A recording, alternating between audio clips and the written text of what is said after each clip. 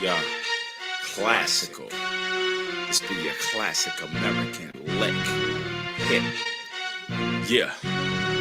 Yo, they got an appetite for destruction.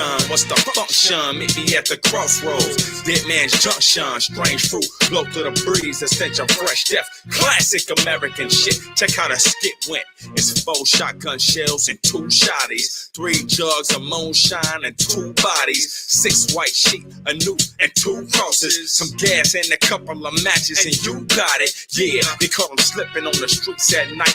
You know, black boys shitting off the streets at night. They tried to run but got caught with one bumped his head. Now they locked up in old shit and getting fed straight. Pipe the clan types, they like that side of me. 6 in a line, the screen shake the property. C1 died because you know his heart stopped. So they clipped his balls, his nose, and his toes off. 1 down and 1 more. Snatch the noose up. Throw him in the back of the truck, snatch the fool up, cruise up, set up the cross, set the noose up, kick him in the ass some more until he's bruised up. Now hang, yeah.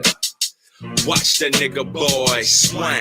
Watch him twitch for breath until his neck bone snap. It's a classic American lick. You can't forget that. Classic, like Mozart and Beethoven. When you see the whites of their eyes, just stay focused and stay open. It's a nice knock that night for a classic American lick. Let me tell you about Carl, high school basketball star with plans to go far. The next Kareem Abdul-Jabbar had all the pride riding his tip. It made his teammates sick. They got jealous and shit. Billy, Bob, and Chris said they tired of this, so they figured they get the rope, string it up, and hang the nigga. Then we'll see who's bigger, flagrant foul giver, malt liquor sipper.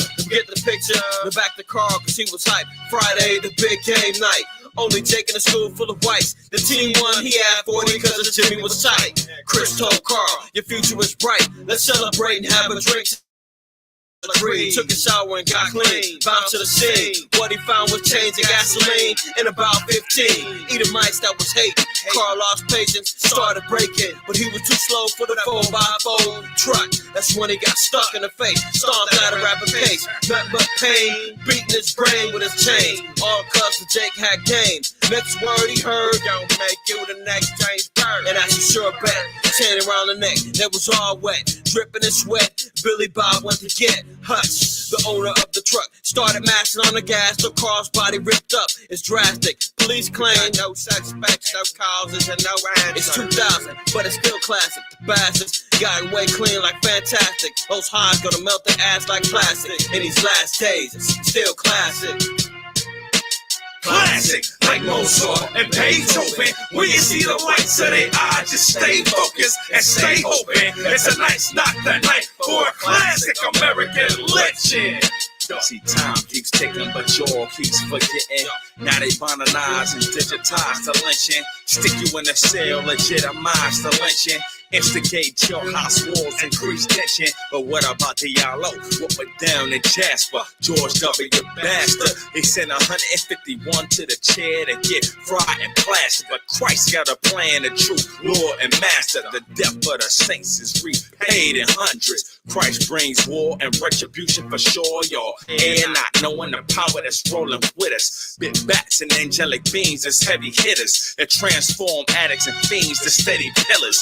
200 million willing and ready killers that strap to the T and do it classically. That classic American hit, drastically classic.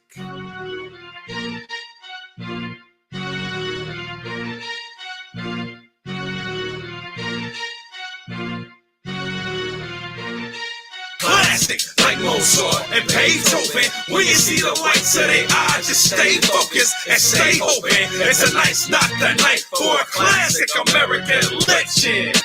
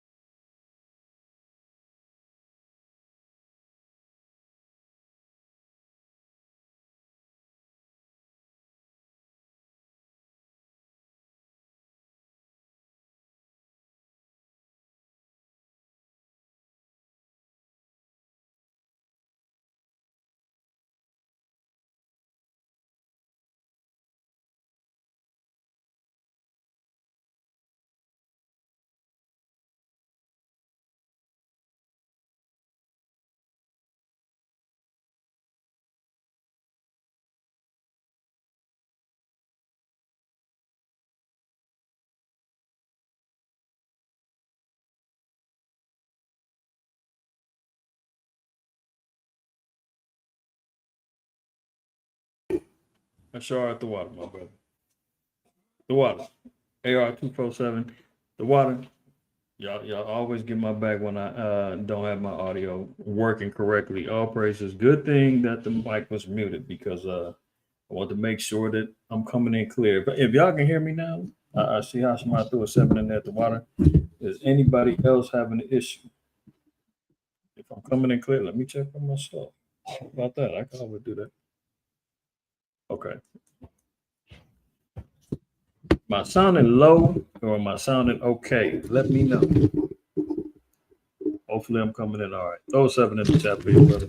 In the meantime, Shabbat Shalom, Shalom, peace, welcome, blessings to all on the Lord's day. This is your brother IQAhmath, IQAhmath, first name, IQ, it's all the same. You've reached it, another episode, DSTM, don't shoot the messenger. How about that? Don't do it. Don't even do it. Why? Because I got something to say. How about that? I got something to say.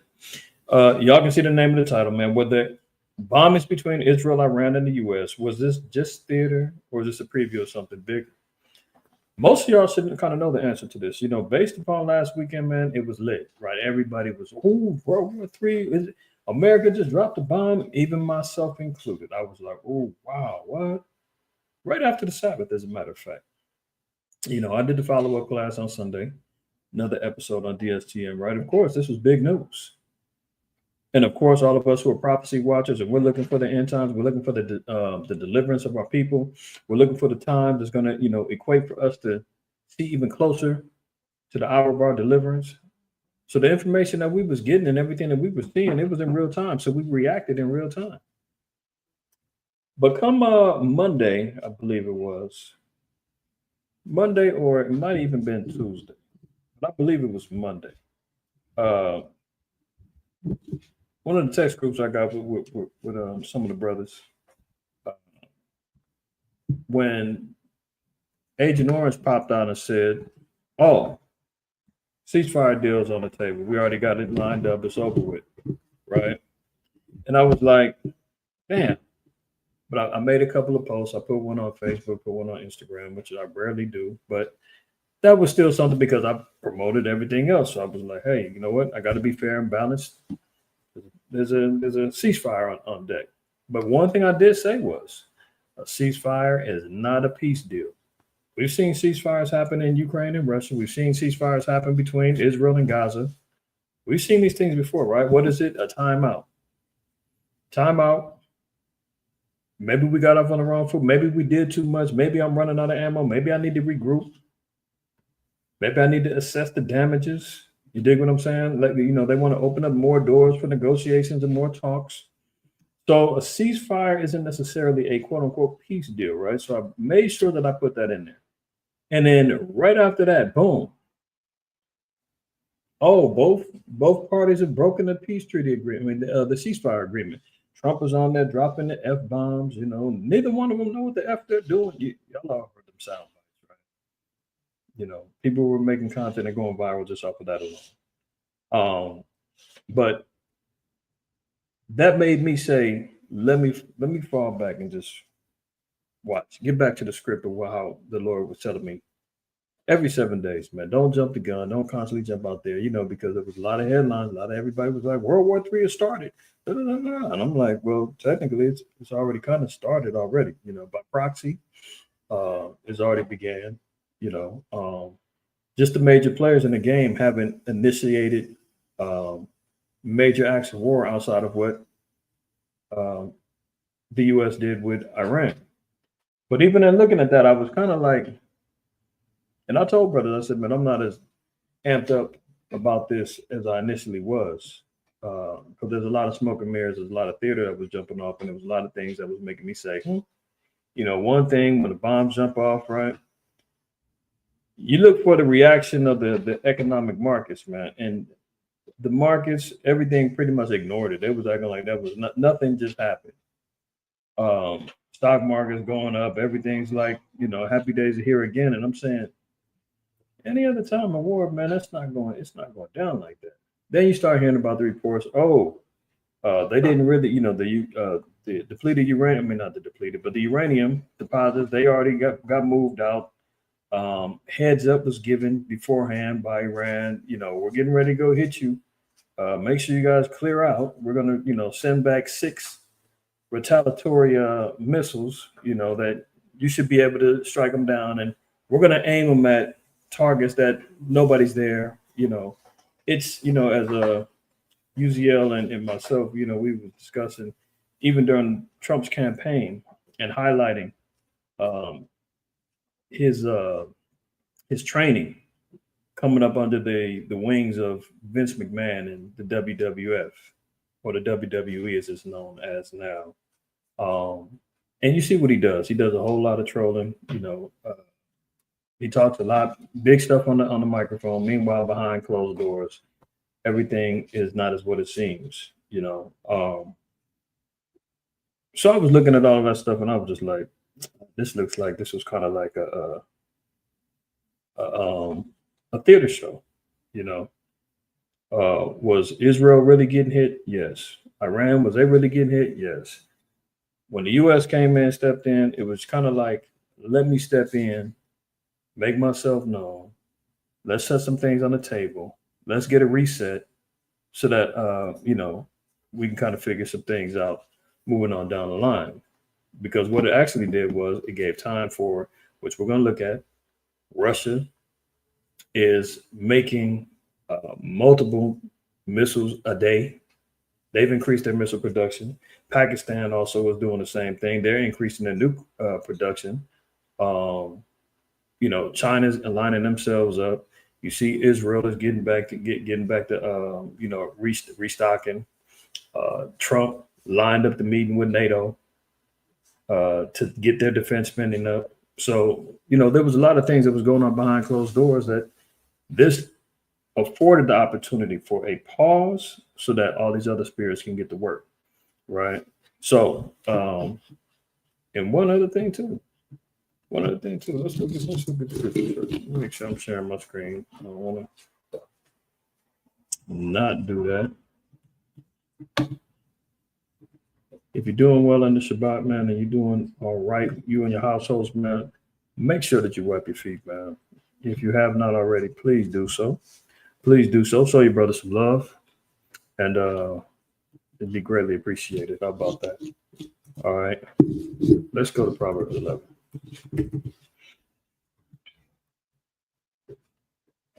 And we'll read verse 18. It says, the wicked worketh a deceitful work, but to him that soweth righteousness shall be a sure reward. So the second half is pretty clear and plain. Him that soweth righteousness shall be a sure reward. So the Most High acknowledges for us, if we continually sow righteousness, abiding by the law, statutes, and commandments, doing good works between one another, building each other up, being examples to the flock. The Lord said rewards come from that, right? But then he also said the wicked worketh a deceitful work. So we have to look and kind of see what's going on this world stage. There's a lot of deceit that was going on here. AI is at an all-time high. That form of the beast system is unprecedented right now. You can make anything out of AI right now. They've got whole movies, commercials, fake newscasts, fake memes of the president eating Cheetos and dyeing his hair with Cheeto powder. It's all kind of folly going on. And you would swear it's real. Me and one of the sisters she sent me a video, and she thought the AI video was real. How somebody don't mean to put you on the spot. I said your name. I was just playing, sis. But anyway, sis sent me a video, and there was some old ladies gangbanging. She talking about, yeah, I'm from PJ Watch, and another one talking about she was bounty hunters and all kind of. And she was like, look at these old grannies are still out here gangbanging. I was like, that's AI, But it's so intricate and so detailed the way they do it. You would think, like, if you ain't got a keen for eye, you would think, like, what the hell is going on the earth? That's a whole nother thing, man, where the strong delusions that the scriptures speak of in 2 Thessalonians, strong delusions is going to be set before us, right? And we're seeing it play out right now, just on the war front. The wicked are working a deceitful work. So when they're going over here saying, and you see what happened after the fact, the reports come back. America didn't really hit nothing. The uranium was already gone. The bombs didn't really do too much. Trump come out there and say it was a spectacular success. You know, we bombed, we destroyed their whole nuclear power plants have been obliterated. You know, they have no chance of doing anything. I mean, then reports come out and say, oh, you know what little bit damage they did do, set them back maybe about a month or two. What do you believe in these times? They're running there. It's like, who can run to the press? Who can run to the branch of the Mockingbird media? As much as, you know, Agent Orange loves to talk about fake news, he loves to utilize it and use the same tactics of fake news. He uses fake news just as much as he talks about it. That's why they say the wicked worketh a deceitful work, because what we saw when America jumped in and this back and forth, this was already pre-scheduled bombings. That, you know, people is all out the way, make sure that nothing's over there. Okay, boom, but we're going to blow it up and make it seem like this is really it. And it really wasn't. It's a smoke screen in order for the bigger stage to be set. We're going to see about that in a minute. Let's look at another scripture.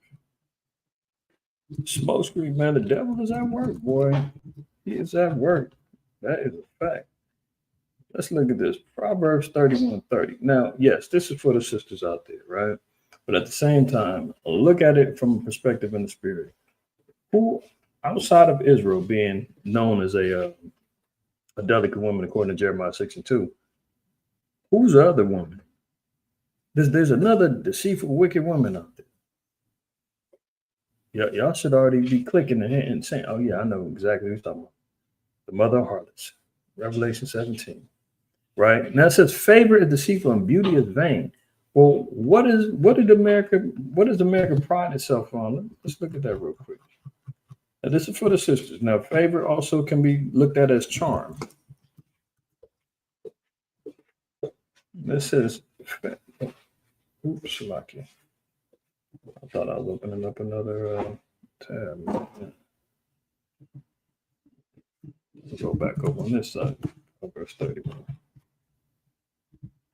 Okay, so favor is deceitful and beauty is vain. So it says favor is deceitful. So favor, like I said, also can be looked at as charm when it's translated. So the charm that can come from a woman, it says, can be deceitful. All the glitters ain't gold, right? Look at this woman over here.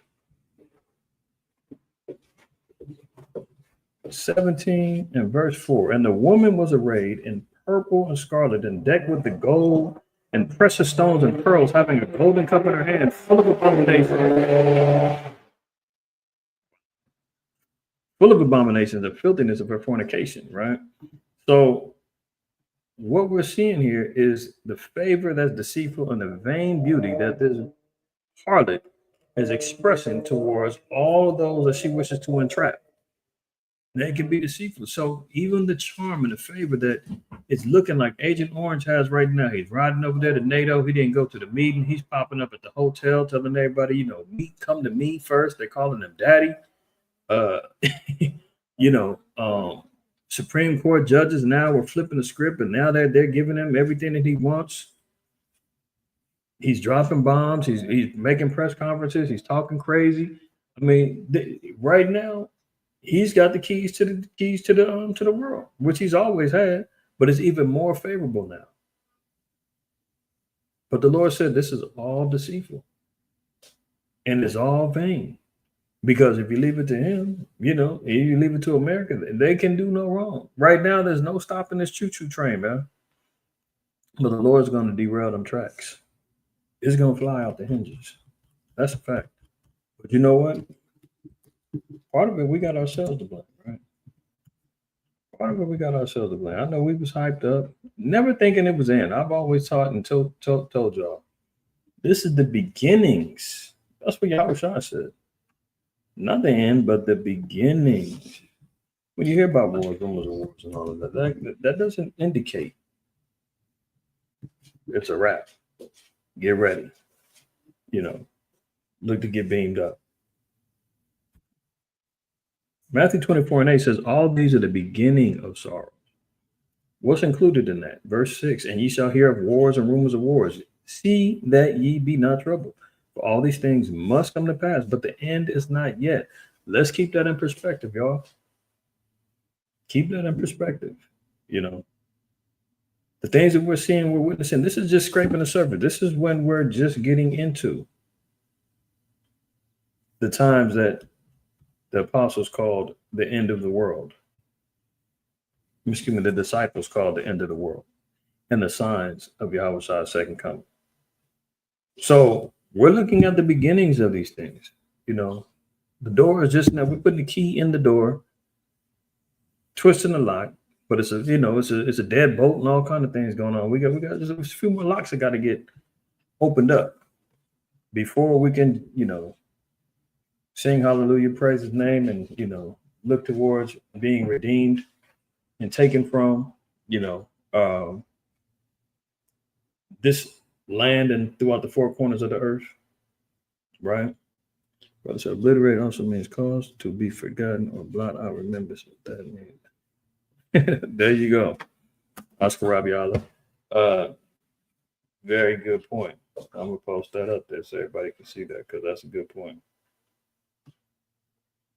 That's what he's intending. That's what he thought he was doing.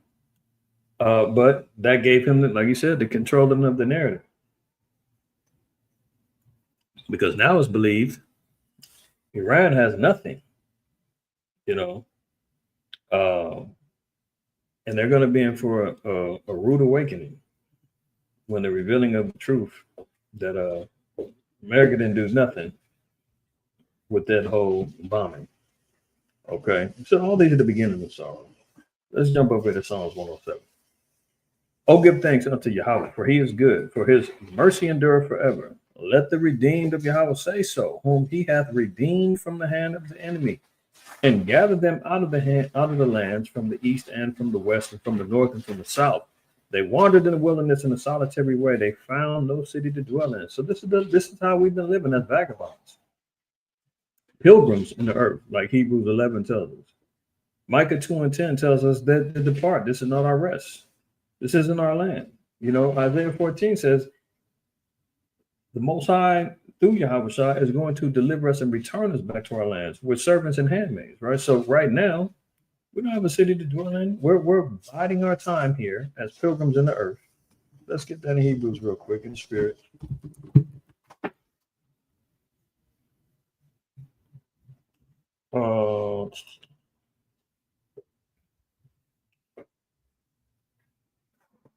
That's in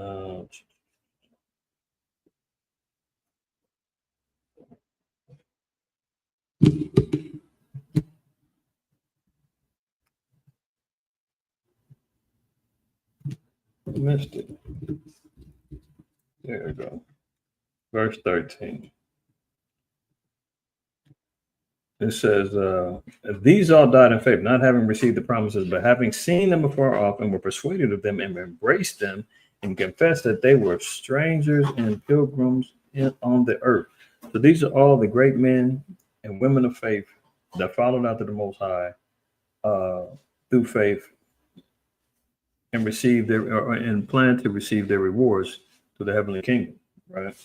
Now, through regeneration. Now, also, it lets it be known that this was the legacy of the children of Israel ever since we got removed from our land, that we were pilgrims on earth. So when we go back to Psalms 107, it says they wandered in the wilderness in a solitary way. They found no city to dwell in. So not only was that in wilderness of Sinai, but this has been our legacy since our cursings of Deuteronomy 28:15-68. We're not back in our homeland. We haven't found the holy city of Jerusalem to dwell back in, right? Hungry and thirsty, their soul fainted in them. Yeah, so what? We're lacking the knowledge. We're lacking the understanding. These are all principles that we're supposed to be striving for. Remember, that's why we pray and say, give us this day our daily bread, because we're looking to be fed with knowledge and understanding again.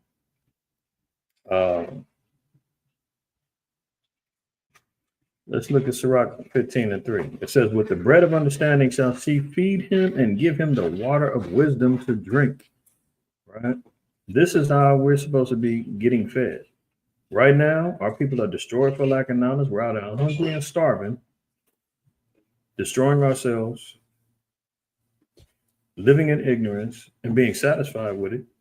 It says their soul fainted. Our people have completely lost faith. They have no investment in the holy word of the Most High right now. All they want is immediate satisfaction. It's got to be money, getting high, physical pleasures, whatever the case may be. We want immediate satisfaction. We don't have no investment in a faithful, long-term investment in the Most High anymore. So because of that, the Most High said, now we're out here hungry and thirsty. Verse 6, then they cried unto Yahweh in their trouble. See, this is where we got to collectively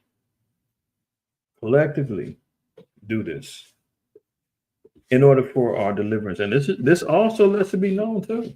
We look at it in the spirit, man. How far do we have to go as a community base known as the Israelite nation, the 12 tribes scattered throughout the four corners of the earth, man? Collectively, it says, then they cried unto Yahweh in their trouble, meaning everybody's got to do this. We're not crying loud enough. We're not collectively being heard on one accord. Yeah, we've got doctrinal issues that that we're straighten up, personal issues going on, emotional issues with each other. All of them things is the things that are holding us back.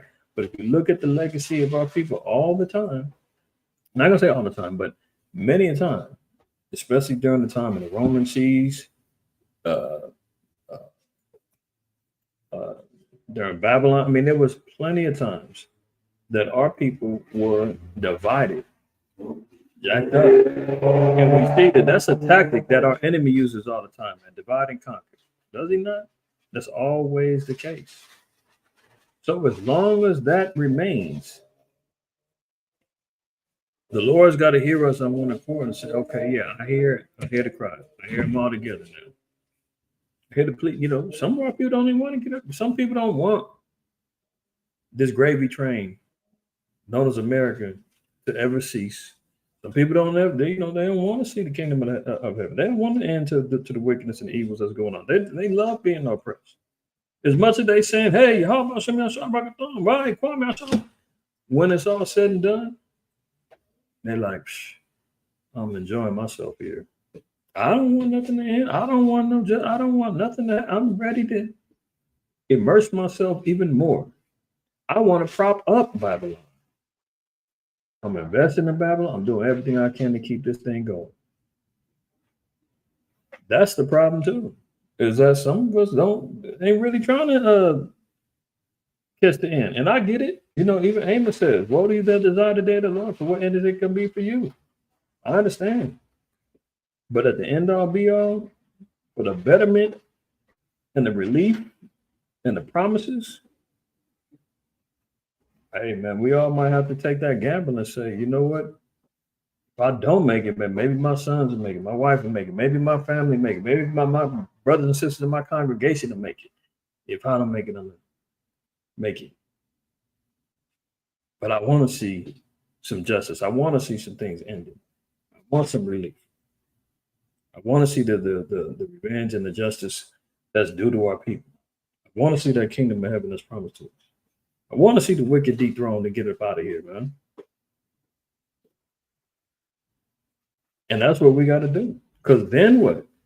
Then they cried unto Yahweh in their trouble, and he delivered them out of their distresses. So the Most High said, once I hear you loud enough, then I'll deliver you out of your distresses. So this is also a marking to say, hey, we got some work to do. Because as much as we can jump online and World War III, what?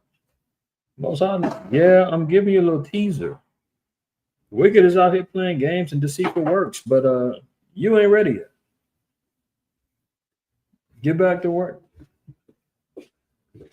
Isaiah 41, 17 and 18. When the poor and the needy seek water, and there is none, and their tongue filleth for thirst, I, the Most High Yahweh, will hear them. I, the power of Israel, will not forsake them. Do you see that? The Most High said, when the poor and the needy are seeking water, and there isn't any, and the tongue is looking for thirst, Yahweh, he's going to hear us. So he's not so deaf where he's completely cut us off, through our mediation through Yahweh Shai. Remember, Yahweh Shai is the mediator.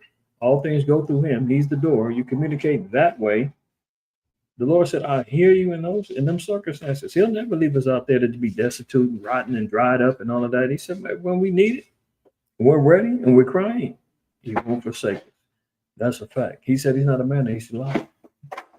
Verse 18, I will open rivers in high places and fountains in the midst of the valleys. I will make the wilderness a pool of water and the dry land springs of water. That's the power of the Most High. Where it doesn't seem like there's a way, doesn't seem like, we're going to be delivered in the worst worst of situations, where it doesn't look like there's no hope, no way that he's going to be able to make something happen for us. He can do it. Remember, he said he's going to work in our days that we won't believe, even though it's been told to us.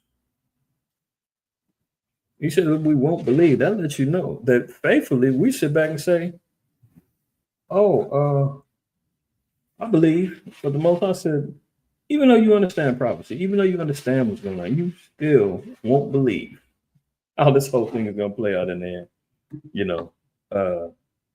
Imagine that. Imagine that, right? Let's jump over here to Hosea.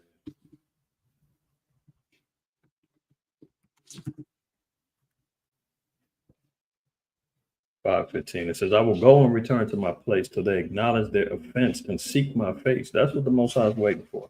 He's waiting for the elect. He's waiting for the remnant to acknowledge our offense. And doing what? We have to repent in doing so. Remember Jeremiah 3?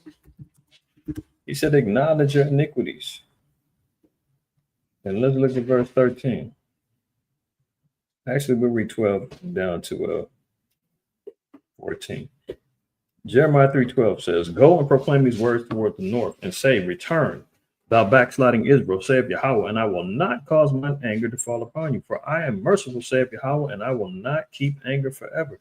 The Most High said, man, he'll be angry, but he said it won't be forever.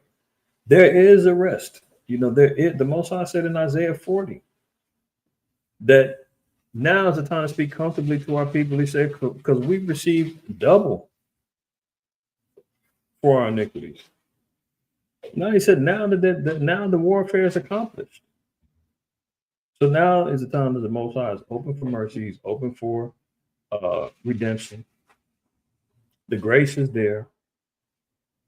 Not to abuse and run out there and act a fool. No, the grace is there to get it right.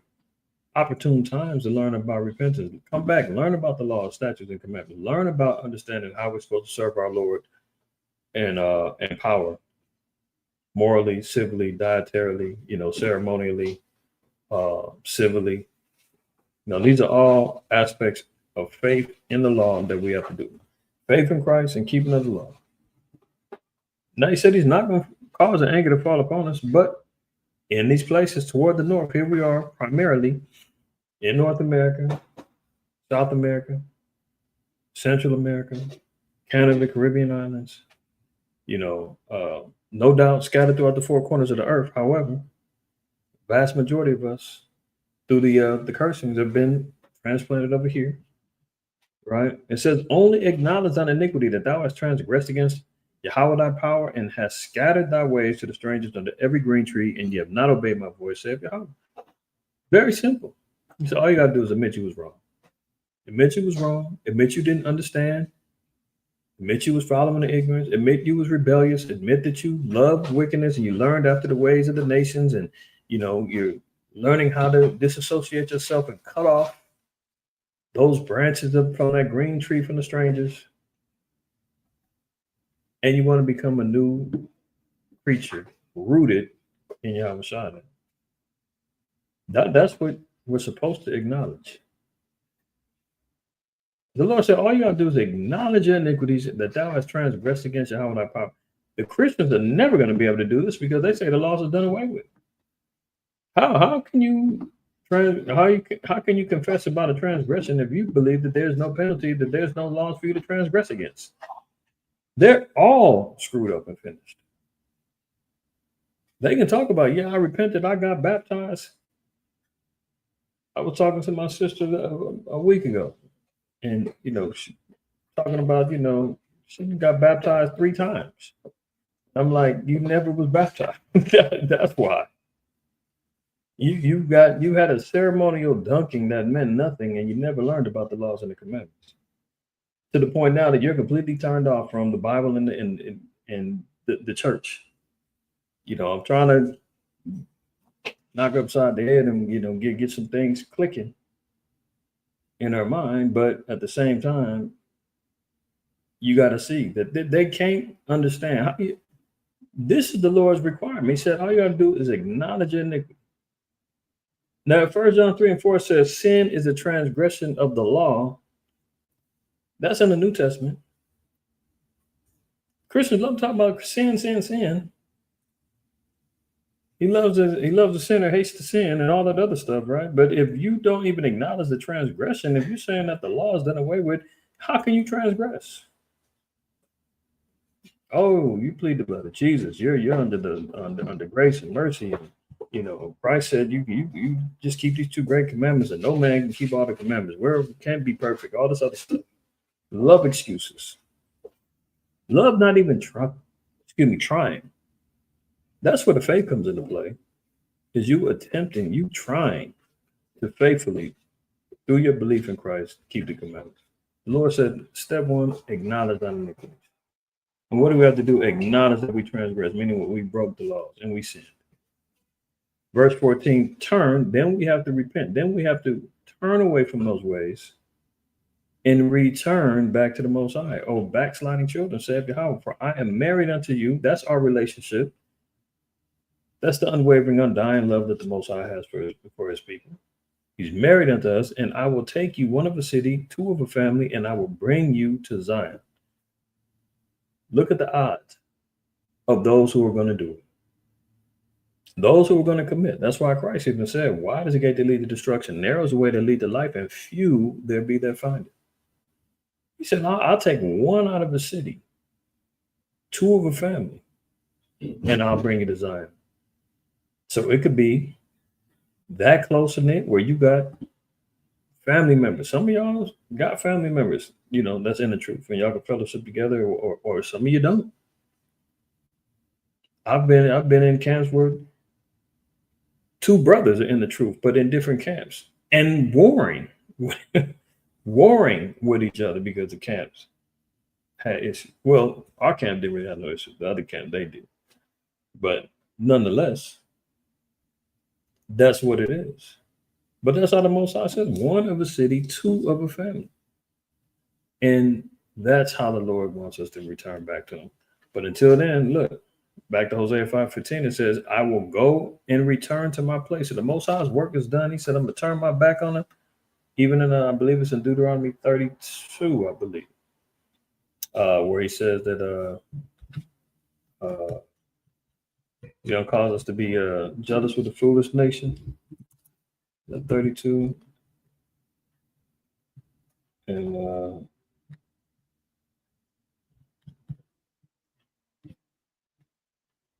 look at 21. This is why the Most High said, go through my son now. That you can't get to the boss. That you've seen them, what do you call it? Mafia movies, The Godfather and all that, man. Yeah, everybody couldn't get to Don Corleone. You had to go through Sonny. You had to go through, eventually Michael got raised up. You couldn't get directly to the boss. You had to go to the underboss. You had to go to the captain. You had to go to somebody. You couldn't get to the boss. You had to request a meeting and hope that it was granted. That's how the Most High is moving. The Most High is like, look, I got nothing to say to them right now. They want to talk to me. Go through my son. Deuteronomy 32:20. And he said, I will hide my face from them. I will see what their end shall be. For they are a very forward generation, children of whom is no faith. They have moved me to jealousy with that which is not a power. They have provoked me to anger with their vanities. I will move them to jealousy with those which are not a people. I will provoke them to anger with a foolish nation. What's interesting about that? It said, we're going to be moved to jealousy with those that are not a people. If you look in the Oxford Encyclopedia, and I've showed this before, I forgot what year it was. It's in 1990 something, the date. If I had it, I'm sure I got it in one of my files, but I just ain't got time to find it. If you look up Caucasian Caucasoid, you're going to see it says a subhuman species. Subhuman, meaning below human.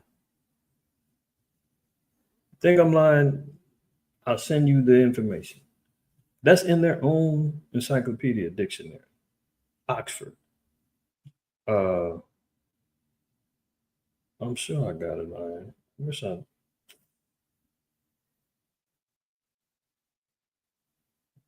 trying to think. Any of y'all know I've showed them before. Hold on.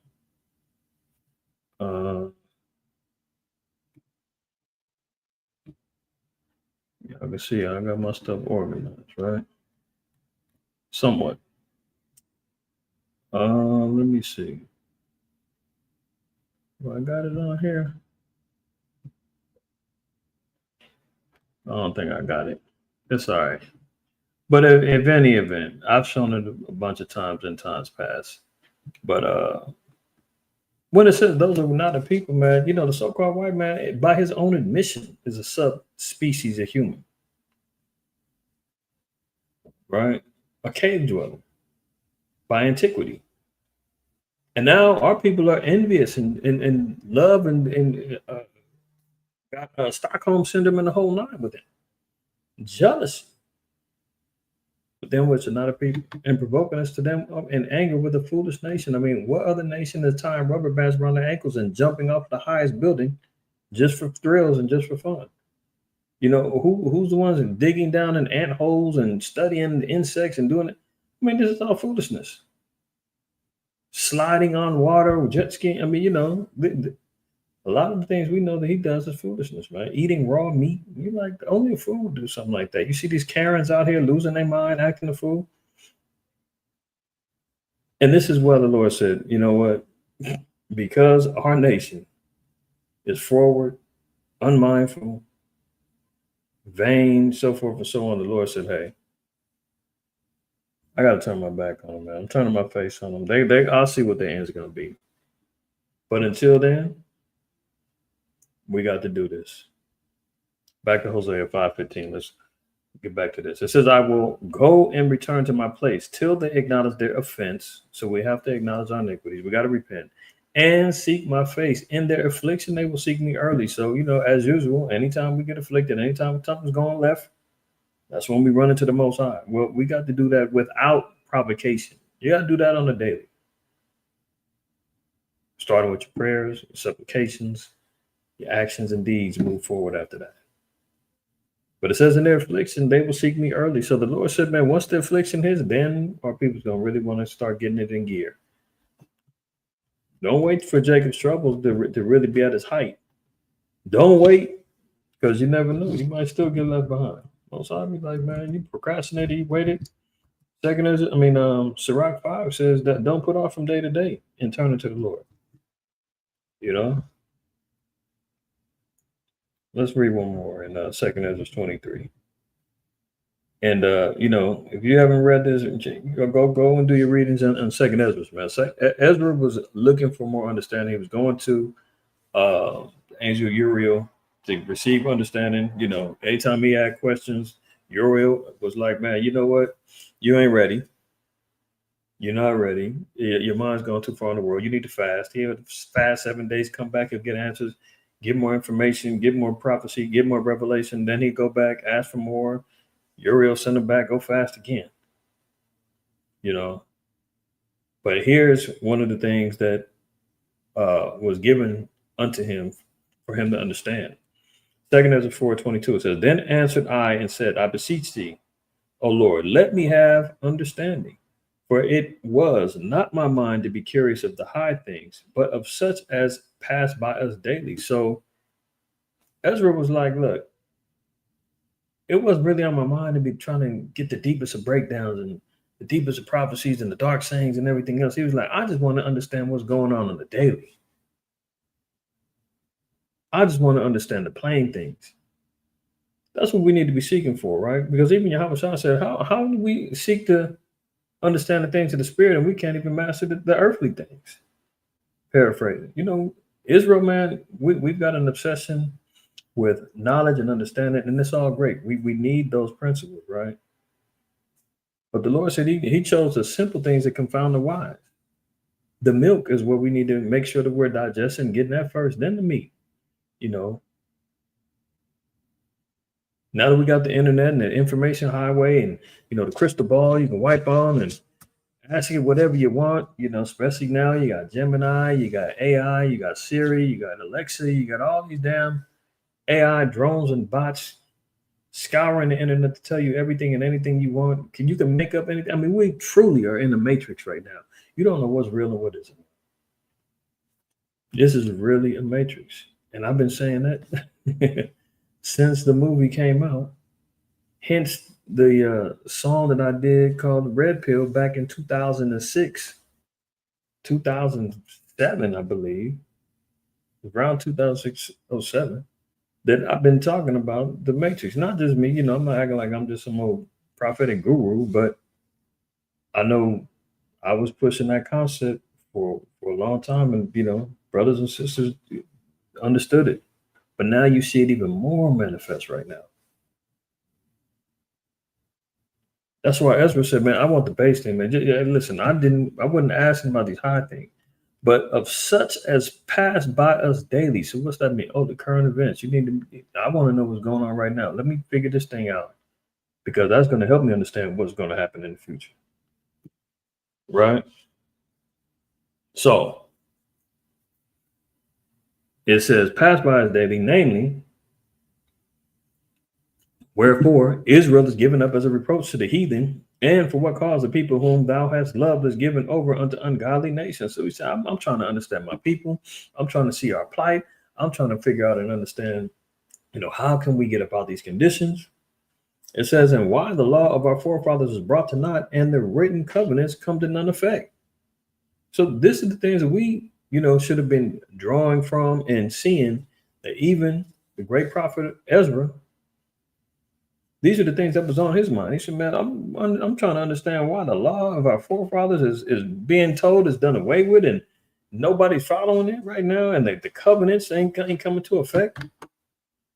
He says, and we pass away out of the world as grasshoppers, and our life is astonishment and fear, and we are not worthy to obtain mercy. What will he then do unto his name, whereby we are called? Of these things have I asked. Then answered he me and said, the more thou searchest, the more thou shalt marvel. So he said, the more that you find yourself in that spirit, in that zone, asking these particular questions, that's where your understanding is going to grow. That's when you're going to get more understanding. That's where the Lord's going to impart to you wisdom, understanding. That's the blueprint we follow. That's the blueprint I'm trying to follow. That's where the prophecy is going to come. That's where the revelation is going to come. That's when the understanding comes. That's when the rabbit hole digging and getting answers and, sharing that with brothers and sisters. The more thou searches, the more thou shalt marvel. And a lot of times I'll be like, wow, a lot of stuff, man, I don't even put out, because I still be trying to digest some of this stuff. Right? I had a lot of stuff I'd be sitting back and I'm just like, not yet. Not yet. It says, for the world hasteth fast to pass away and cannot comprehend the things that are promised to the righteous in time to come. So the world's not going to give you no understanding about what's going to happen and the promised things of the righteousness to come. You got people out there saying all their little their prognosis is about, what's happening with the war, what's happening. They have no clue. All the talking heads on the media, all the TikTokers, all the alternative media, independent journalists, everybody run out there saying, from what I'm understanding, what I see was going on, this is no.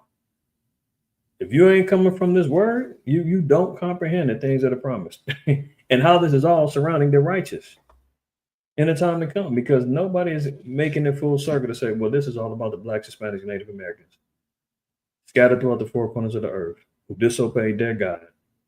The time of their redemption is drawing nigh as they're repenting and coming back together under the banner of their true identity. The chariot sightings, everything else is only an indication that they're coming back to redeem and get their people. No, they're not going to draw those conclusions.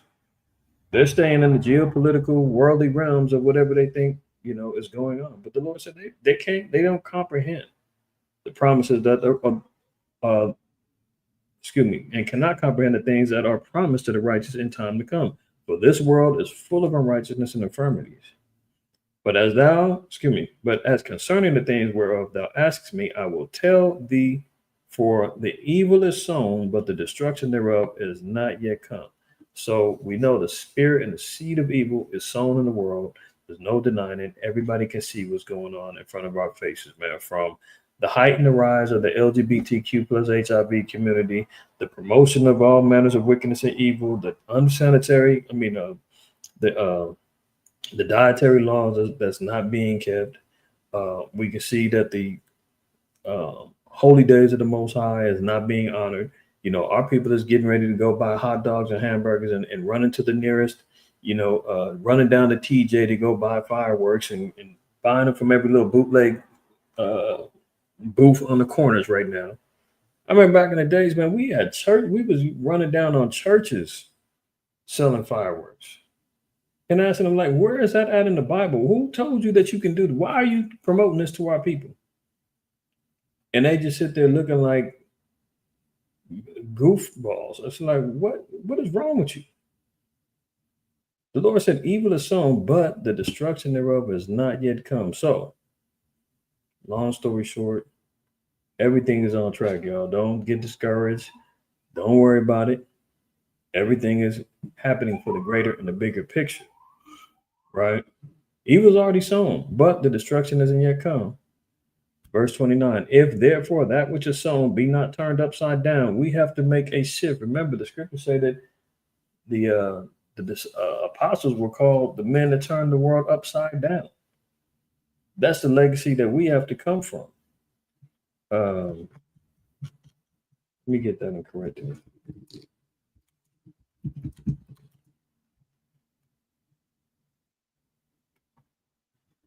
Excuse me, Acts 17:6. It says, and when they found them not, they drew Jason and certain brethren unto the rulers of the city. These that have turned the world upside down are come hither also. Who are they talking about? They're talking about the apostles. Okay, I'm talking about Paul. The report was that Paul was causing a ruckus, turning the world upside down, making evil turn to good. The Gentiles of our people, they were being brought back under the banner of righteousness, being grafted back in under Yahushua. It was like, this ain't right. What are they doing? This is when you get that shock and awe, when brothers is out there on the highways and the byways, speaker, no speaker, crying aloud, accepting in any and all challenges when it comes down to our beliefs, going viral for, every manner of defending the gospel, dealing with all kind of slander and all kind of lies, being canceled, being targeted, being lied upon, the whole nine. Why? Because the Lord said that's what you come from. That's what you need to do, is turn the world upside down. We've got to make changes in this place. Otherwise, we're not going to get to this destruction and the end coming. It says, if therefore that which is sown be not turned upside down, well, evil has been sown. We've got to get that evil rooted up out of here so that it can be replaced and planted with righteousness and good. If therefore that which is sown be not turned upside down, and if the place where the evil is sown pass not away, well, where is the evil sown from? Where is it? Who's emanating most of this evil? America. This is the greatest proponent of all manners of evil and wickedness throughout the earth. This is the place that has influence upon all nations upon the earth. Notice, they just go to call, and they were calling him daddy. White Zaddy. Trump. The Bible calls him the mother of harlots. America. It said this place has to pass away. That's why Revelation 18 says it's got to go. Revelation 19 says it's got to be a smoking forever and ever. And ever, until this place is gone and judged, like, it's not gonna, that's going to let you know when the destruction and the end is going to happen. It says, then cannot it come that is sown with good. So this is where we're on, y'all. All right. This is what we are. Let's get to it now. Let's get to some current events. I know y'all been waiting, but you got to deal with them scriptures first. All right. Now, just as we were talking about, seeing these evil, seeing these deceitful worksmen, these were the media headlines shortly after these bombings. Satellite images throw Trump's claims over successive Iran's strikes into doubt. So this is when the truth starts coming up because he's got opposition. Everybody's not riding, with him. He still has a so-called left opposition who's coming up against him. You've got legacy media that still wants to damage everything he says. So some of them gonna pop out and say some real stuff and expose him. Satellite images throw Trump's claims over successive Iran strikes into doubt. So a lot of us have been hearing about that. Actually, like I said it on Sunday, the uranium was it Saturday, I believe? They said the uranium had already been moved up out of there. The quote unquote bunker busting bombs, it wasn't even, powerful enough to get down into the depths of where the nuclear base and labs was. Right? But they're showing these satellite images again. Can we really trust what we're seeing? Edgar Allan Poe, I said that earlier to brothers, man. He said, believe half of what you hear and none of what you see. And I don't even know if you can believe half of what you hear now. I mean, nowadays it's like, what can you trust? They're covering their tracks with all kind of folly and wicked and evil devices through Satan. Right. So first time out is he jumps right on the screen, and everybody was waiting for his word. The president's going to have a press conference after the bombings. We sat there and waited, man. The dude said about 2 minutes worth of BS. Spectacular strikes, everything destroyed. They've been obliterated, blah, blah, blah. I want to thank the wicked and the evil nation of Iran and that has been decapitated and that. And then he just said the other day, I love Iran. I wish the best for them. I want prosperity. You just called them everything but a child of God on Saturday. 2 days later, you love them. I mean,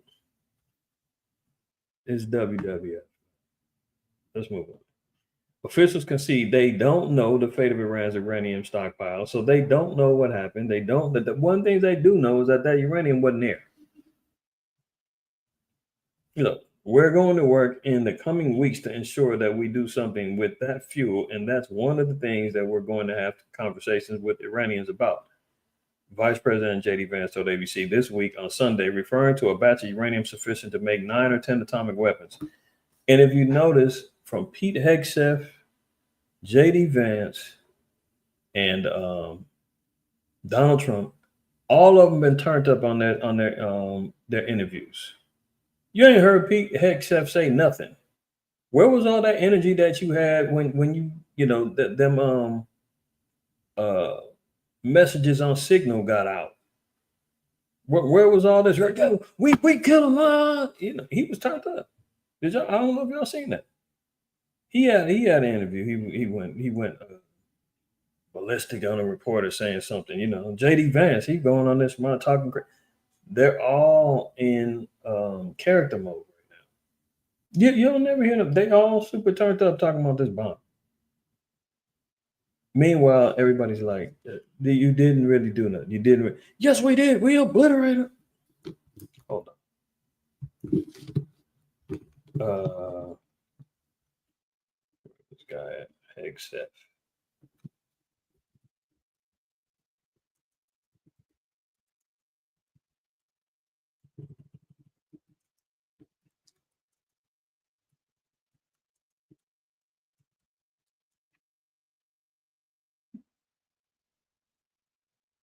Look at this. Pete Hegseth lashes out a reporter for questions about Trump's Iran bombing. Highly successful strikes in Iran. Let me read the bottom line here. President Trump directed the most complex and secretive military operation in history. Yep. Secretive. Hold on.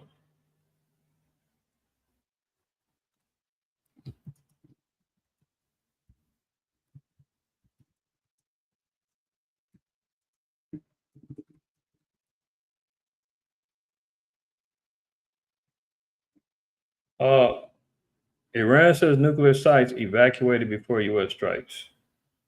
Hundreds of Americans evacuated Iran before U.S. strikes. Hello? Secret. U.S. signals end up. This is the one I really wanted, though. Hundreds of Americans, and Fox News, his favorite, hundreds of Americans evacuated Iran before U.S. strikes. It's secretive, huh? See, this is how you catch the devil man wagging that forked tongue, lying in real time. See, this is what I'm saying. They already planned it. They knew. They said, man, get up out of there. We're getting ready to, drop some things down there. It's going to cause a little ruckus. But it's not going to be too bad. So lie number one, secretive in history. I mean, they get to pumping up some stuff, man. Wow, let me go. And it was a resounding success, resulting in a ceasefire agreement and the end of the 12-day war. There's been a lot of discussion about what happened and what didn't happen. You see how they even dictated the new. Remember they had the 6-day war back between Egypt and I believe Israel and Egypt. Now they can just make a new historical headway under his regime. I stopped the 12-day war. Who said it was 12 days? It's the ceasefire. It's not a peace deal been signed. Moving on. Step back for a second. Because of decisive military action, President Trump created the conditions to end the war, decimating, choose your word, obliterating, destroying Iran's nuclear capabilities. Yeah, decimating, obliterating, all these adjectives. But meanwhile, they don't know what's going on. Let's look. Khamenei says Trump exaggerated impact of U.S. strikes on nuclear sites. I believe so too. Supreme Leader Ayatollah Ali Khamenei on Thursday said U.S. President Donald Trump exaggerated the impact of U.S. strikes on Iranian nuclear sites in his first appearance since a ceasefire in the war with Israel took hold. I believe that this thing's going to start back up again. It's just going to take a little something. It's just a ceasefire. We've heard those terms before. Russia and Ukraine had ceasefires. Like I said, Israel, Gaza, they had multiple ceasefires. There's been ceasefires all throughout wartime politics. And usually they end up fading and going right back at it again. So even Ayatollah saying, hey, he's pumping some stuff up. He's trolling. We know what's going on over here. We know exactly how much damage was done and what wasn't. That's why the retaliatory strike was nothing on their part.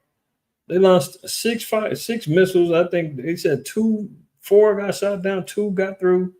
Didn't really do no damage. It was a light strike. They even told I'll show it in a minute. But it was like a light getting back. Let's continue. Look, Iran launches retaliatory attacks on U.S. forces in Qatar. Look, Iran had coordinated attacks with Qatar to minimize casualties. Hello? This is theater. Coordinated. Let's see. Maybe I got to go back to English class. What is coordinate?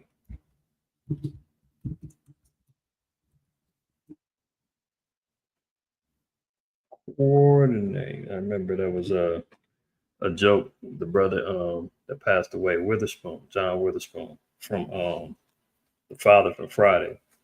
He used to have a joke where he used to talk about coordinating his outfits and everything else. He used to say, I got to coordinate.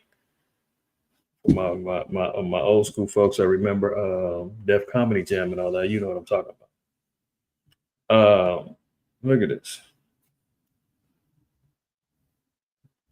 Coordinate to make many different things work effectively as a whole. To match or look attractive together. Look attractive together, huh? Okay. Let's see if we got anything else. See, they want to talk about clothes, but it said to match two things. Coordinate of the same order degree, equal in the rank of importance, involving the proper relationship or harmonious interaction among functions and parts. Oh, proper relationship or harmonious interaction among functions. Okay. So it's two people working together, two forms of whatever, clothing, a relationship to work harmoniously and interact harmoniously. Huh? And what do we see here? Iran had coordinated attacks with Qatar. Oh, so as much as they were making it sound like, oh, Qatar, the U.S. bases in Qatar under attack, they were coordinated with Iran. This was simple. We got to save face. Heads up. I'm going to throw a little something your way. We'll coordinate so that it don't do nothing. But for the media, we'll let it be known. We're striking back. Look, retaliatory strikes. But it was coordinated. Yeah, UZL, damn WWE. I mean, you think Hulk Hogan and who else? Andre the Giant didn't coordinate that winning body slam in the end? You think Stone Cold Steve Austin and the rest of the Rock didn't coordinate their whole, did some choreography in the ring before to determine the winner? I mean, this is what's going on. Huh? Iran coordinated the attacks on the American base in Qatar with Qatari officials and gave advance notice. Hello? Advance notice that attacks were coming to minimize casualties. The New York Times reported. So the question again, was it all theater? Iran says it is committed to maintaining warm ties with Qatar despite the attack. Yeah, they're going to work together. They have one thing in common: Islam. In a statement on Monday, Iran gave Qatar an assurance that the U.S. base attack by Iranian missiles was far away from residential areas and that it did not cause any danger to the, quote, brotherly and friendly country of Qatar and its people. Iran is committed to maintaining its warm ties with Qatar, Iran's Supreme National Security Council said in a statement. I mean, there you go. So they wasn't even really trying to get back at America. America didn't really do nothing to them.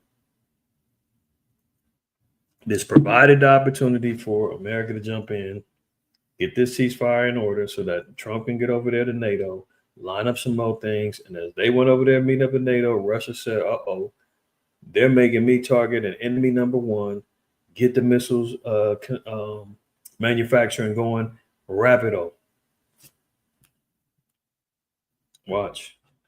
U.S. scrambles are determined to impact of strikes on Iran's nuclear sites. I mean, look, even Trump was saying he was going to prosecute anybody that was speaking against the strikes.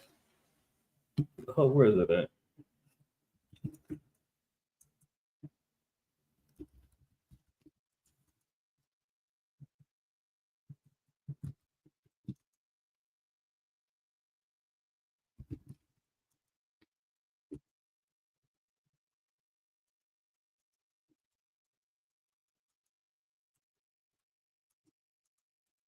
I gotta figure out.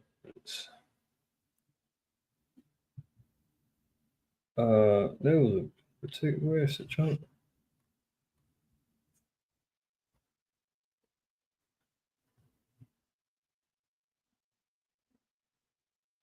There was a particular headline that said Trump saying,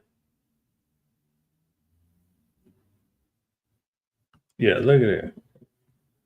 Well, I guess AI pulled this from Variety and The Independent. President Trump has threatened legal action against media outlets like CNN and the New York Times for their reporting on the U.S. bombing of Iran, claiming it undermines his credibility. So if you don't go along with the program, man, if you don't go along with the trolling and everything else, he said, I'm going to sue you. Bow down, roll with the narrative, or else. He's demanded retractions and apologies, asserting that the strikes were a significant success, contrary to reports suggesting limited impact on Iran's nuclear program. Look how far he's willing to go. If you don't agree, legal action is coming your way. So much for freedom of speech and freedom of the press. Let's move on. Trump threatens to unleash most lethal weapons ever built if Iran is supplied nukes. So you heard, and I reported last weekend, multiple nations, including Pakistan in particular, China said they got their back. Russia said they got their back. Matter of fact, the Russian Medvedev, I forgot what his position is, prime minister or something like that. He said, hey, I got multiple nations ready to give them nukes. So this is Trump's response. Hey, if anybody's thinking about giving them nukes, the most lethal weapons ever built will be on deck. He's even weaponized this term N-word. But now you can't even say that. This is ridiculous. You know, that used to be sacred, man. You had to say, man, you can't say the N-word. You know, I'm talking about nigga. You can. Now you can't. That's erased from history now. Now the N-word means nuclear. Look at this, man. President Donald Trump has threatened to unleash the, quote, most powerful and lethal weapons ever built if Russia supplies nuclear warheads to Iran. Trump, 2 days after the U.S. carried out strikes on Iranian nuclear sites, aired a statement from Russia and a warning to the country. Did I hear former President Medvedev from Russia casually throwing around the N-word, nuclear, and saying that he and other countries will supply nuclear warheads to Iran, wrote Trump on his Truth Social platform on Monday morning. Look what he does. He runs to the internet. He's operating just like one of these little YNs from LA, Chicago, New York, whatever, trolling on the internet, throwing out threats to his enemies or their enemies on the internet. You know, you troll on the internet. Oh, you throwing on the N-word? Oh, okay. Did I hear you say that? Let me find out. I got something for you. That type of stuff. It's the president. It says, did he really say that, or is it just a figment of my imagination? If he did say that, and if confirmed, please let me know immediately. Like he's ready to do something about it. So he's throwing out big threats, man. He's trolling at all-time high. Look at this. Beijing and Moscow double down.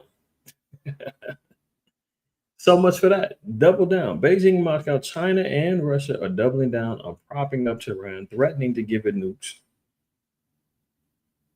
You understand? Now look at this. As anyone who understands how things unfold and have foreseen, the president over the weekend shifted the goalpost from knocking out Iranian nuclear facilities to explicitly calling for regime change.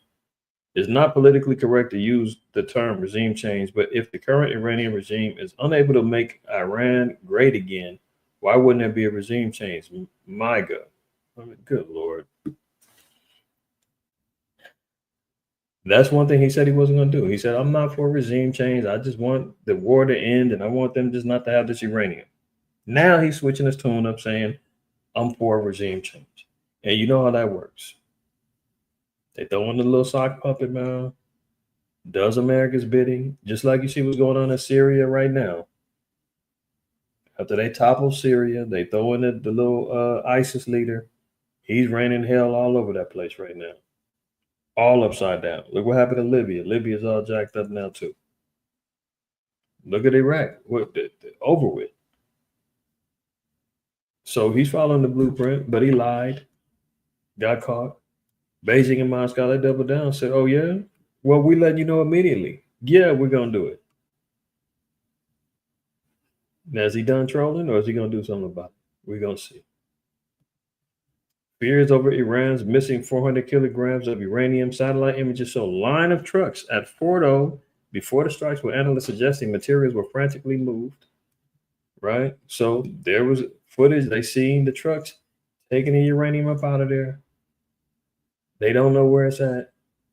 But meanwhile, they're running around telling everybody, oh, yeah, everything's obliterated. They got nothing going on over there. Don't worry, yo. Okay. Okay, that's why the scripture say, man, beauty is vain, and all the favor that is looking like he's got right now. Oh no, he's gonna be in for a surprise. Russia begins serial production of Oreshnik long-range ballistic missiles. What makes it a game changer? So this is what I'm saying.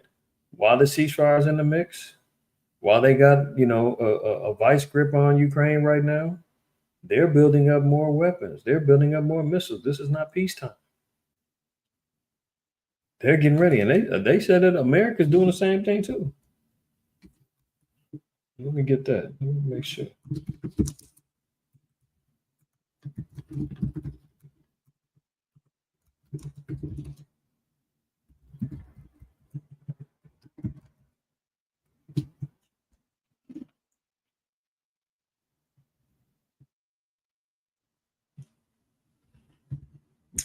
First thing that pops up, man, AI. I got to give them. As I talk about this crap, but they give you the sources. The war zone, Northrop Grumman, which is one of their governmental contracts that make some of the materials and for the missiles. This is a governmental website, Northrop Grumman. The U.S. is currently ramping up missile production to address shortages, particularly in response to ongoing conflicts and military needs. Military needs. New facilities and increased funding are being directed toward producing advanced missiles with plans to enhance output significantly in the coming years. What are they rushing for? I thought we've got a peacetime president. Thought he wasn't about war. No. When that budget got laid out, he made sure billions of dollars went towards getting prepared for war, including that golden dome of his. Right? So Russia's ramping up to make more missiles. So is the U.S. This is what that ceasefire is about. So they can wrap up and get prepared. Give them some more time. They ain't ready to go full blown head up with Iran because they know what's coming after that is China and Russia and Pakistan and the rest of the hordes. So Russia's getting their missiles together. Let's continue. U.S. intelligence concludes Pakistan is developing a nuke that could reach America. That's a report coming out. So why is everybody aiming towards America? You know why. All praise it. U.S. intelligence is concluding that Pakistan's got a nuke they're developing a nuke that could reach America. North Korea's been working on it. They trying to get their thing together. Russia's already got it. Pakistan's trying to get it together. Right. Iran's getting ready to get that uranium put to work. So the hot seat is definitely blazing right now. Trump gets a big win on NATO, but key questions over the alliance remain. So that's why I said after that ceasefire, once he got that straightened out, he flew over there to the NATO summit. He hasn't had the best relationship with NATO, right? He went over there and he basically shook them down and said, look, America's not going to keep funding your defense spending at the highest rate. We're spending all the money to help y'all get your defenses up. Y'all going to have to kick in a little bit more. Increase your defense spending or I'm bailing out.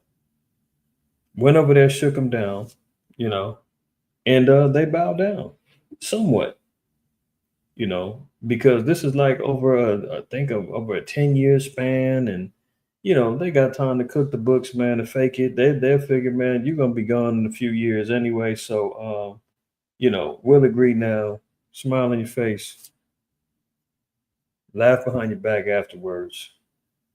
And they're going to get back to business because NATO ain't rolling with America. NATO and America is not getting the best of the relationship, right? Revelation 17:12 says, and the 10 horns which thou sawest are 10 kings which have received no kingdom as of yet, but received power as kings 1 hour with the beast. So notice what they're going to have to do is play nice. let's look at this real quick. NATO, these are the 10 horns. Let's see. Try to get it quick, sir.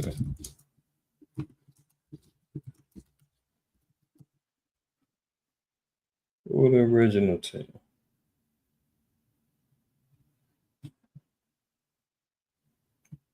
Mind you, y'all, I'm only doing this for time's sake. They give you the, like I said, I talk about AI, but for time's sake, because I don't have to, I've shown all this before, but I'm just giving quick references. They got Wikipedia, they also got Encyclopedia Britannica. The first 10 nations in NATO established in 1949, Belgium, Canada, Denmark, France, Iceland, Italy, Luxembourg, and the Netherlands, Norway, and Portugal. These were the original 10 horns. It has expanded since then. I think NATO's up to 32 now. But when John was seeing, he seen the first 10. It says, and they have no kingdom as of yet. None of these were dominant kingdoms on the earth, with the exception of France. That's really about it. France is one of the seven crowns or seven kings that is spoken of in Revelation 12 as well, right? But really, none of them have a kingdom as of yet, but they all have a certain dispensation of time allotted of power with the beast. America is that beast system, the last beast kingdom on the earth. And it helps funnel and give power to the 10.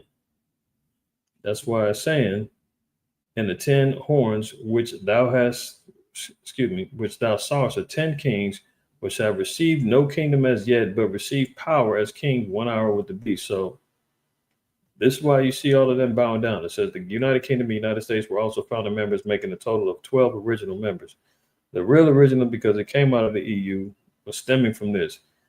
The UK and America got involved after the UK was basically broke after World War II. America had all the cars, they had all the money. They got in by default because America had the money. But these were the original. Originally it was 10. The UK and the US came in after the fact, right? Now it's up to 32, I believe. But what's going to end up happening? Now remember, it says they receive power as kings 1 hour with the beast. So they're going to get their power from the beast. These have one mind and shall give their power and strength unto the beast. So they're going to pledge allegiance, just like they did just now.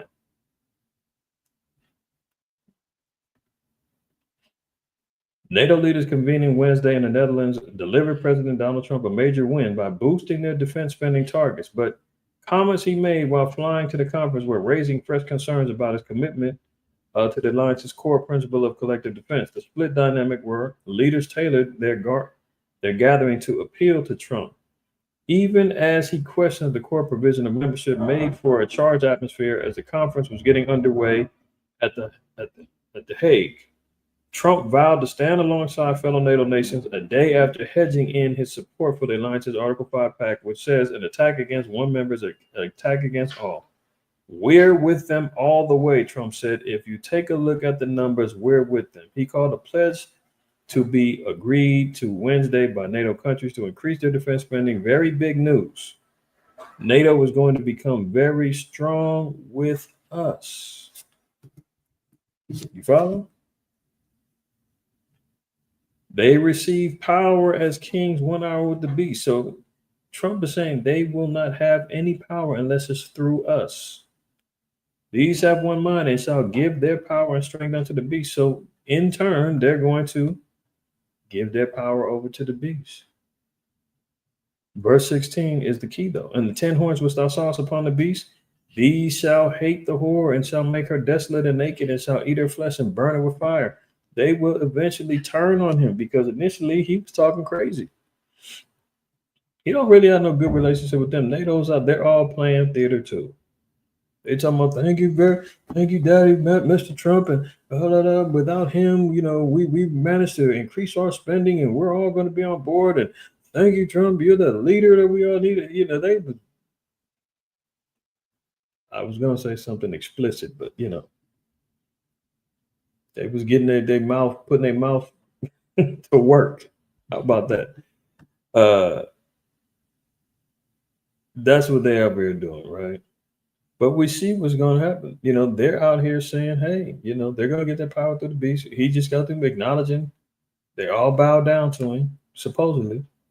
But again, some of this is theater because they know.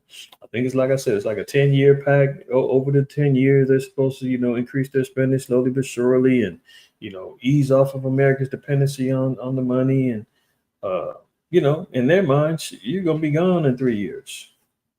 We ain't tripping about that. We still don't like you. We don't like America. We don't like your policies. We don't like how you stepping on our necks. And we're going to collectively come up against you, man. Some of us is going to rise up against you.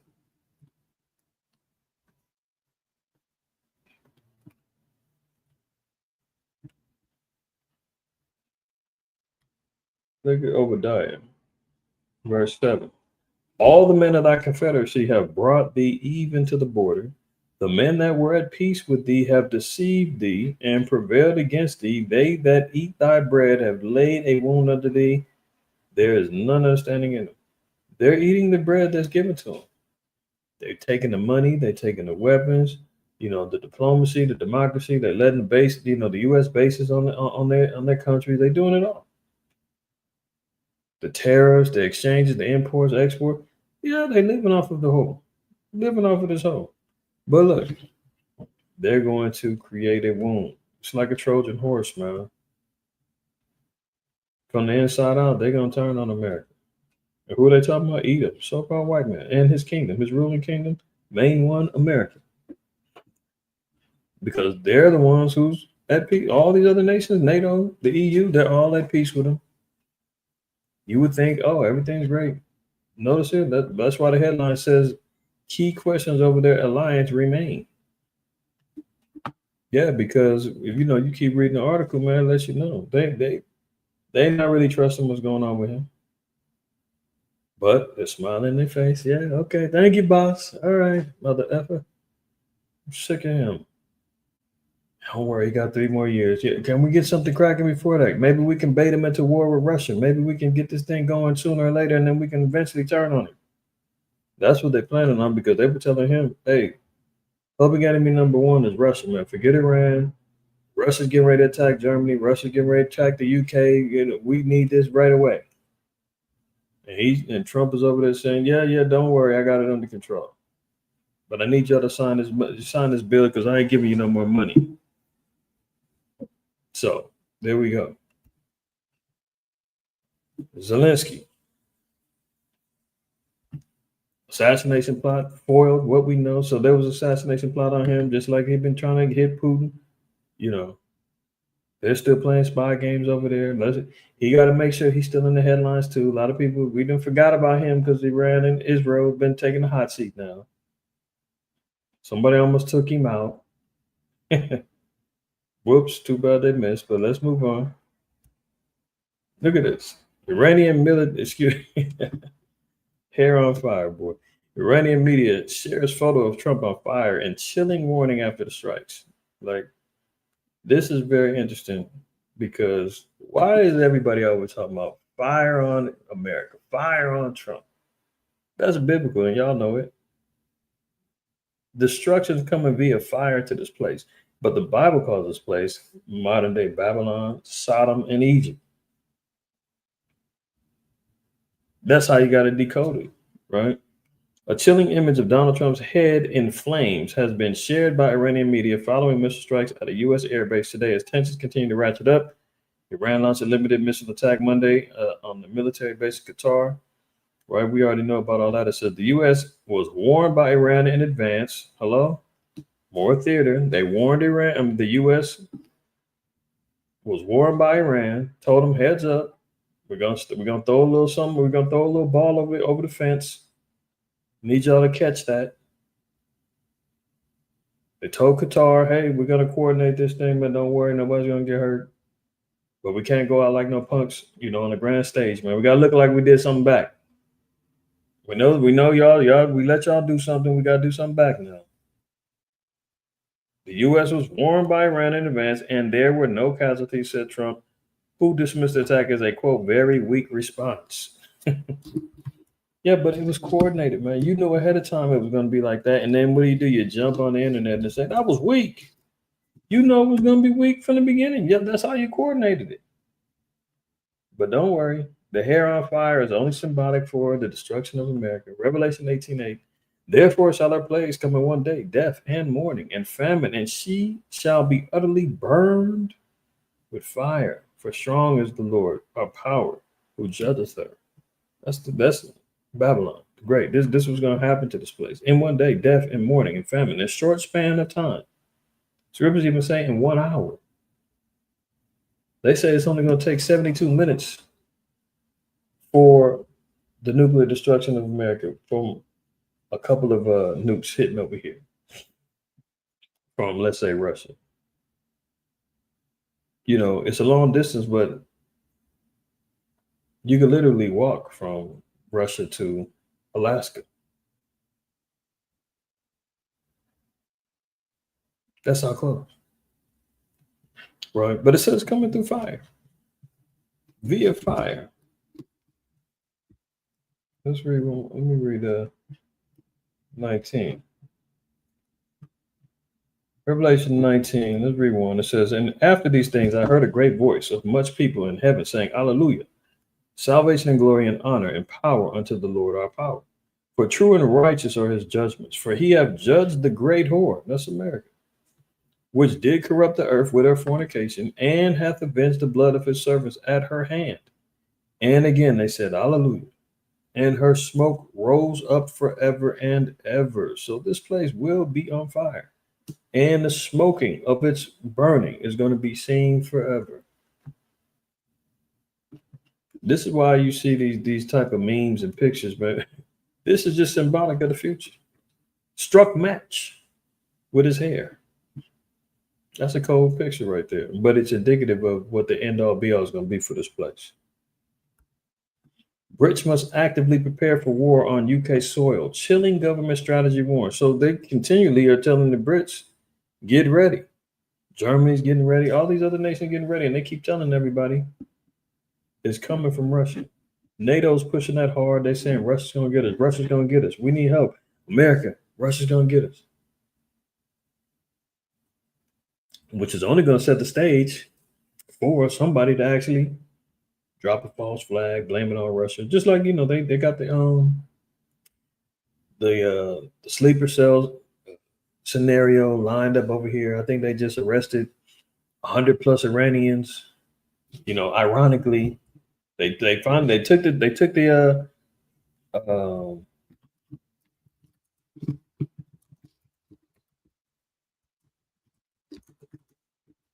ironically, and just by happenstance, they decided to take the spotlight off of our 10 tribe brothers, Northern Kingdom, right? To selectively pop out now, all of a sudden you got 100 Iranians. I mean, this is wild stuff, man. You can't make this stuff up, man.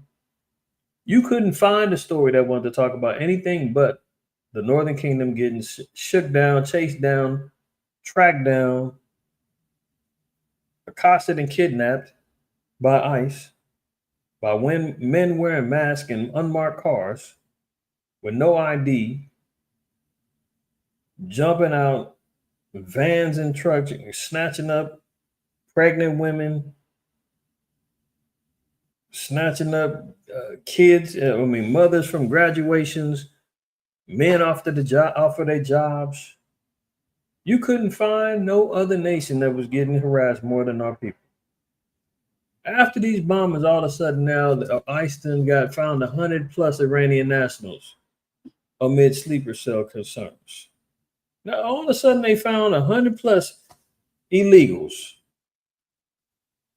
Iranians, ironically. I mean, are y'all buying this? Am I tripping or what? You didn't hear about them shaking down nobody. They weren't talking about no Iranians. They weren't talking about no damn Arabs. They weren't talking about Chinese. They weren't talking about African. Everything was Northern Kingdom. Now, all of a sudden, because they start promoting, oh, sleeper cells is here. Iran's going to get the sleeper cells activated. Next thing, here comes the headline. Oh, we just arrested 100 plus of them. Don't worry, we got you covered. Come on, man. Look at it. Immigration and Customs Enforcement arrested 130 Iranian nationals throughout the United States in the last week. And 670 Iranian nationals are in ICE detention as the Trump administration continues to increase arrests of Iranian nationals in the country illegally amid security concerns. Now, all of a sudden, the focus is on Iranians, man. Maybe the Northern Kingdom now can, flee and do what they need to do. I mean, come on. This is ridiculous. Anyway, the UK, they're saying they got to prepare for war. I mean, they're already talking about conscription over there in Germany, talking about bringing the draft back. And in other countries in Europe, they want to bring back the draft. I mean, it's all going down, man. Now, speaking about deportation. Supreme Court eases rapid deportation to countries where immigrants have no ties. I mean, this place knows no bounds, man. At first, look, Supreme Court on Monday cleared the way for the Trump administration to swiftly deport foreigners to countries where they have no previous ties. Can you imagine? Your homeland is in, let's say, El Salvador.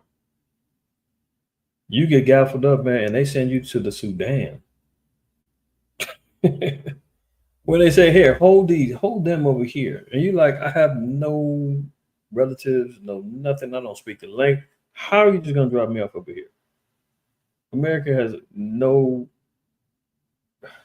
this is wild. They saying dropping them off wherever. I think they said they were dropping in Sudan, I think Libya. I mean, completely whole other continents dropping them off. So not only are they making false arrests on some people, he's even building a new, you know what? Hold on. I forgot this one. Hold on, y'all. Shalakia. He's even building another prison called Alligator Alcatraz. Did y'all hear about that? Alligator Alcatraz. Where's that at?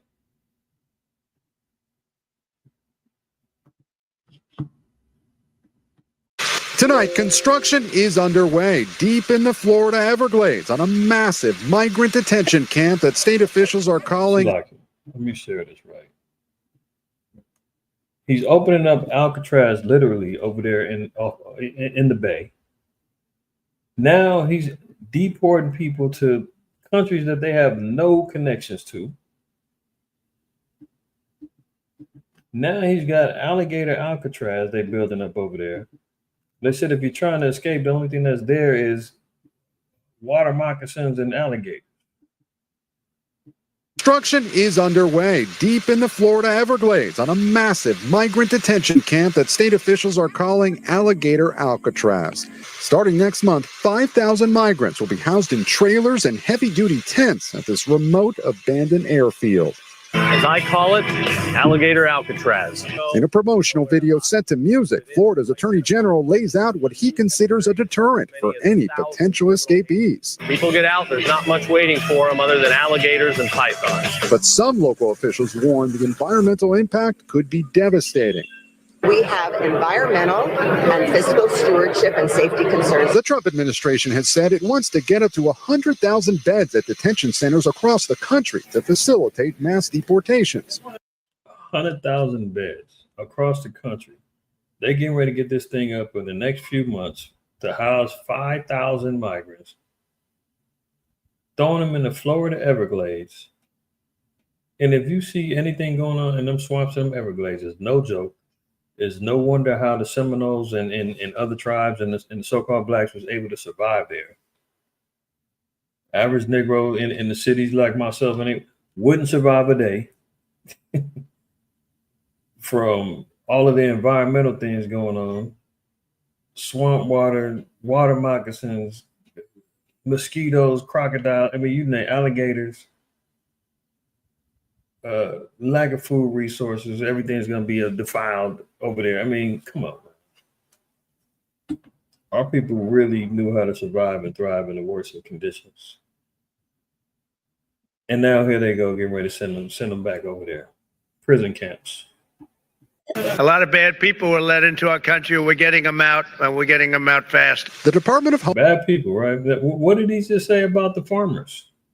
Remember that? Oh, there's some good people here working, and we got to do something. We can't just let them go by. Some of them been here 20 years, and they might have what they need, but we got to do something because it's not fair to them.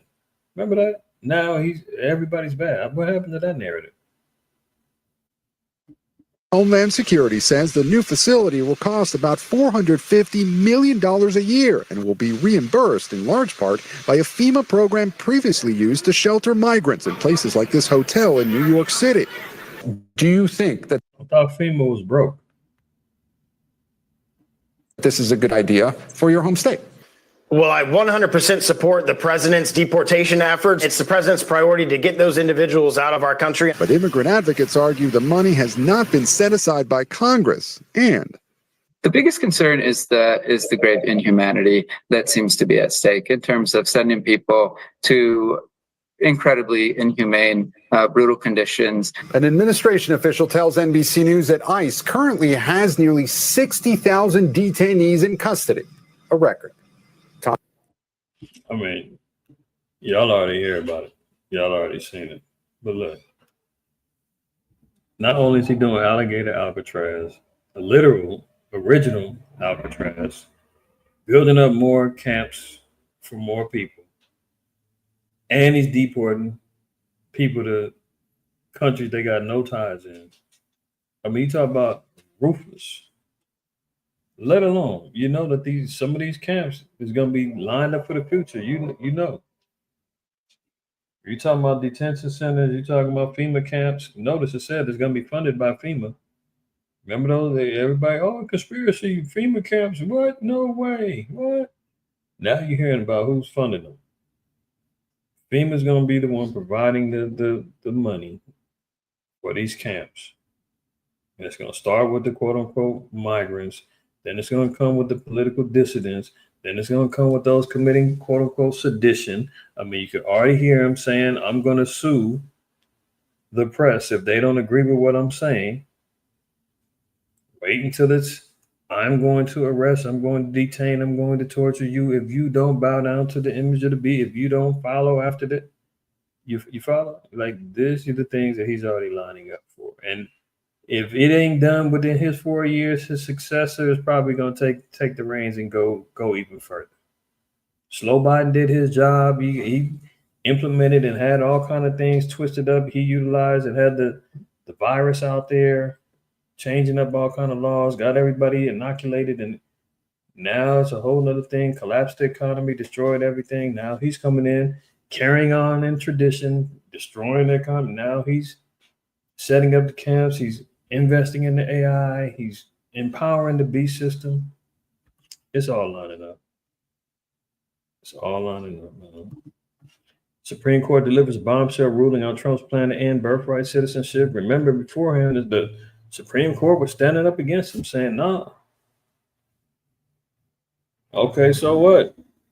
Two people got here illegally. They had a baby. The baby's legal now. They're American citizens. They got citizenship through their birthright. Trump's like, heck no. They got in here illegally. They can't be included in that. Get rid of them. Throw the baby out with the bathwater. Supreme Court was standing against it. Now, all of a sudden, they're doing a U-turn.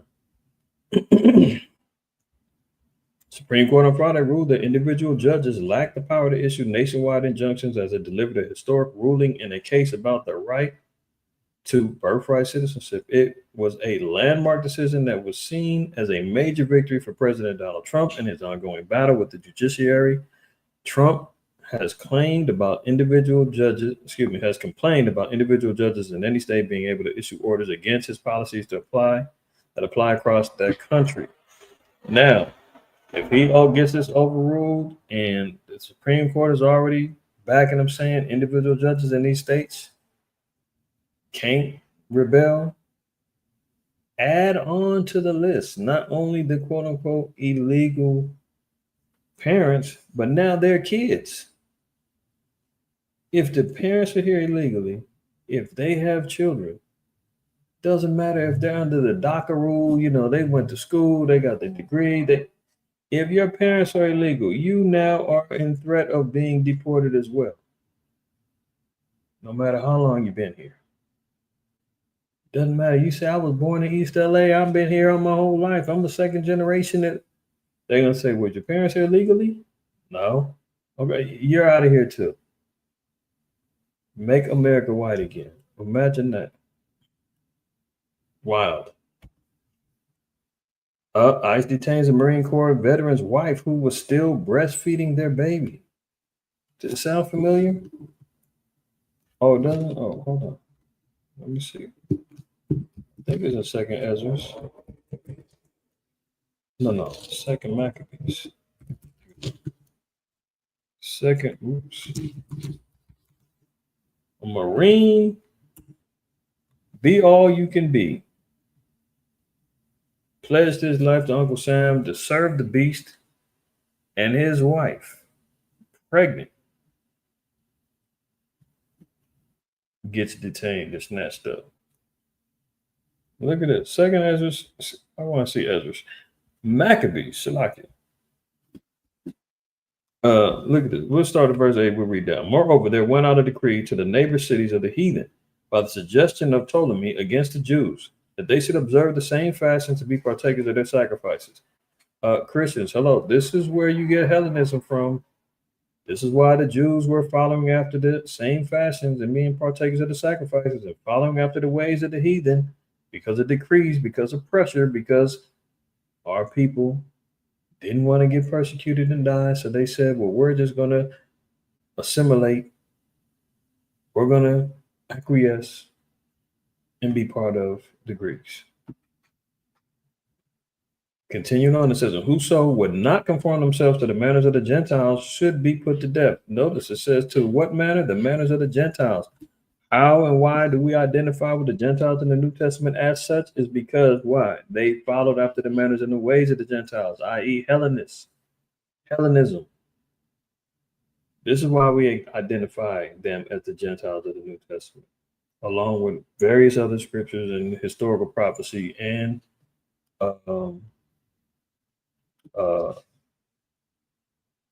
primary first-hand accounts through historians. Whoso would not conform themselves to the manners of the Gentiles should be put to death. Then might a man have seen the present misery.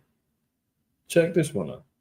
For there were two women brought who had circumcised their children, whom when they had openly led round about the city, the babes handing at their breasts, they cast them down headlong from the wall. Did you hear that? This is how they were treating our people, man. And our people got the nerve to sit back and say, hey, that was in the past. Forget about it. Can we even count that? Is that true? You know, we don't know. That's been tampered with. There's no where that you can find that this did not happen historically. Women that were breastfeeding their children because they were circumcised, they grabbed them out of the woman's hands, snatched them away from their breast, and slammed them head first into the wall.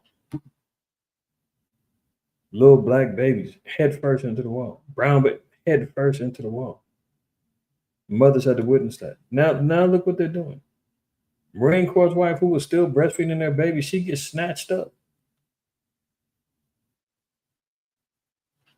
Now, I believe the husband is an Edomite, who is the Marine. The mother, his wife, is a so-called Mexican woman, right?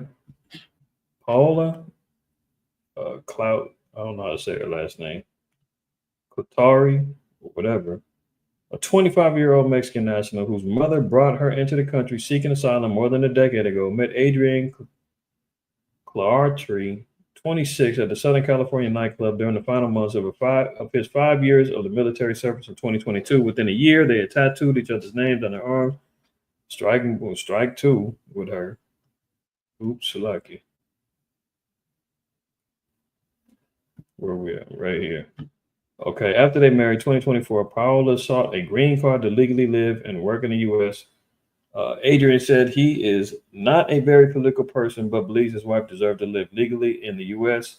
I'm all for get the criminals out of the country, right? He said, but the people that are here working hard, especially the ones married to Americans, I mean, that's always been a way to secure a green card. Think ICE gives a damn about that, man? Adrian, you found your little 10 tribe, you found your little Mexican woman, man. And look, your country, this place, the one that you went out and served, done stabbed you in the back too now, right? But he just made a point. He said, if I thought it was supposed to be about the criminals, right? Not wrong. The hard workers is getting snatched up too. People that she's been here 10 years. 15 years ago, she came in at 15. Seeking asylum, got married, supposed to be trying to get her green card to get legal. They said no. Oh, you got a baby too? Oh, birthright citizenship. We're going to snatch that baby up too. That's where we headed, man. This place is going to go wild. Just wait for a couple. Somebody be one of these detainees, man, become a martyr, man. One of these so-called migrants, man, become a martyr. Somebody get put to death, choked out, killed on their watch. Something go. This place is going to get lit up. Let's continue. RFK Jr.'s bonkers plan to fit every American with a tracking device as he hunts for causes of cancer and autism. Now, before you jump up and say, mark of the beast, here it goes. Slow down. Slow down.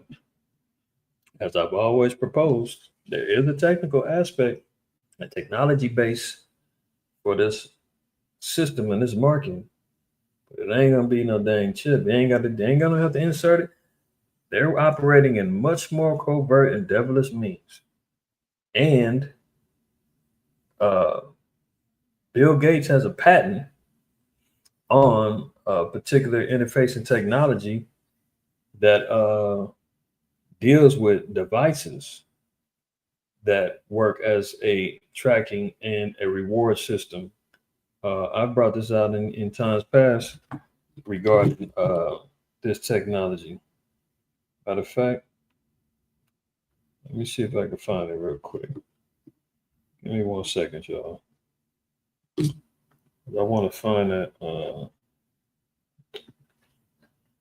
me see.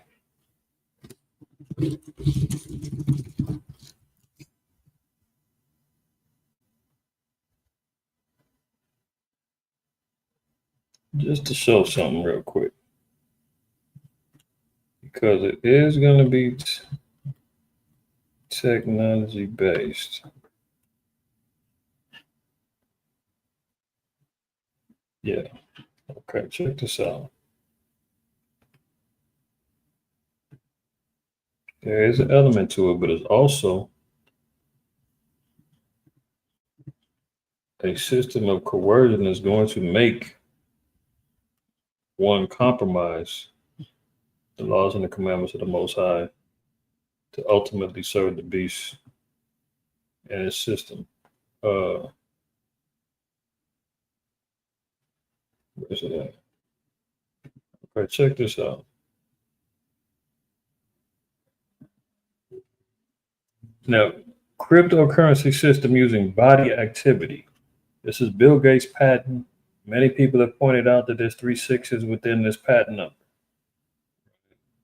Now, this is how it becomes digitized. This is where the digitized versions of money, digital currency comes into play. Paper money is going to be a thing of the past.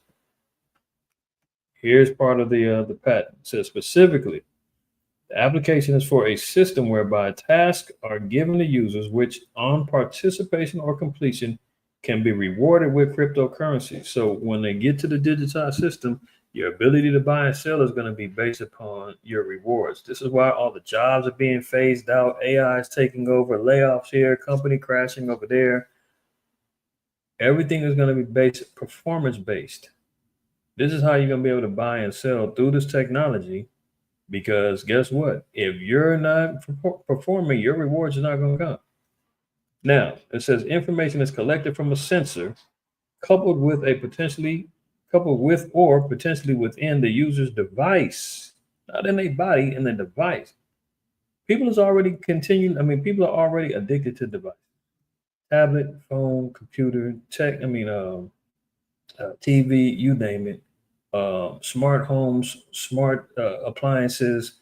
It's already lined up. Nobody's expecting this system to interface and turn on you because we're so dependent on it. We love it so much, we can't live without it. They're not going to have to force you to do anything. People are going to adapt, and when things get changed and laws get changed and things of quote unquote emergencies arise, when they say this is the only way society's going to continue. Oh, the bank, we had a big major fallout. There's a grid down. The banks all closed up. Blah blah blah. You lost all your wealth. Don't worry, we'll be able to get it back to you. But it's through this system right here, and we'll reimburse you with this. However, we got to do it incrementally because everybody needs it. You're going to need to be rewarded through your performances. Information is collected, Hunger Games type stuff. Information is collected from a sensor coupled with or potentially within the user's device to determine whether those tasks have been completed.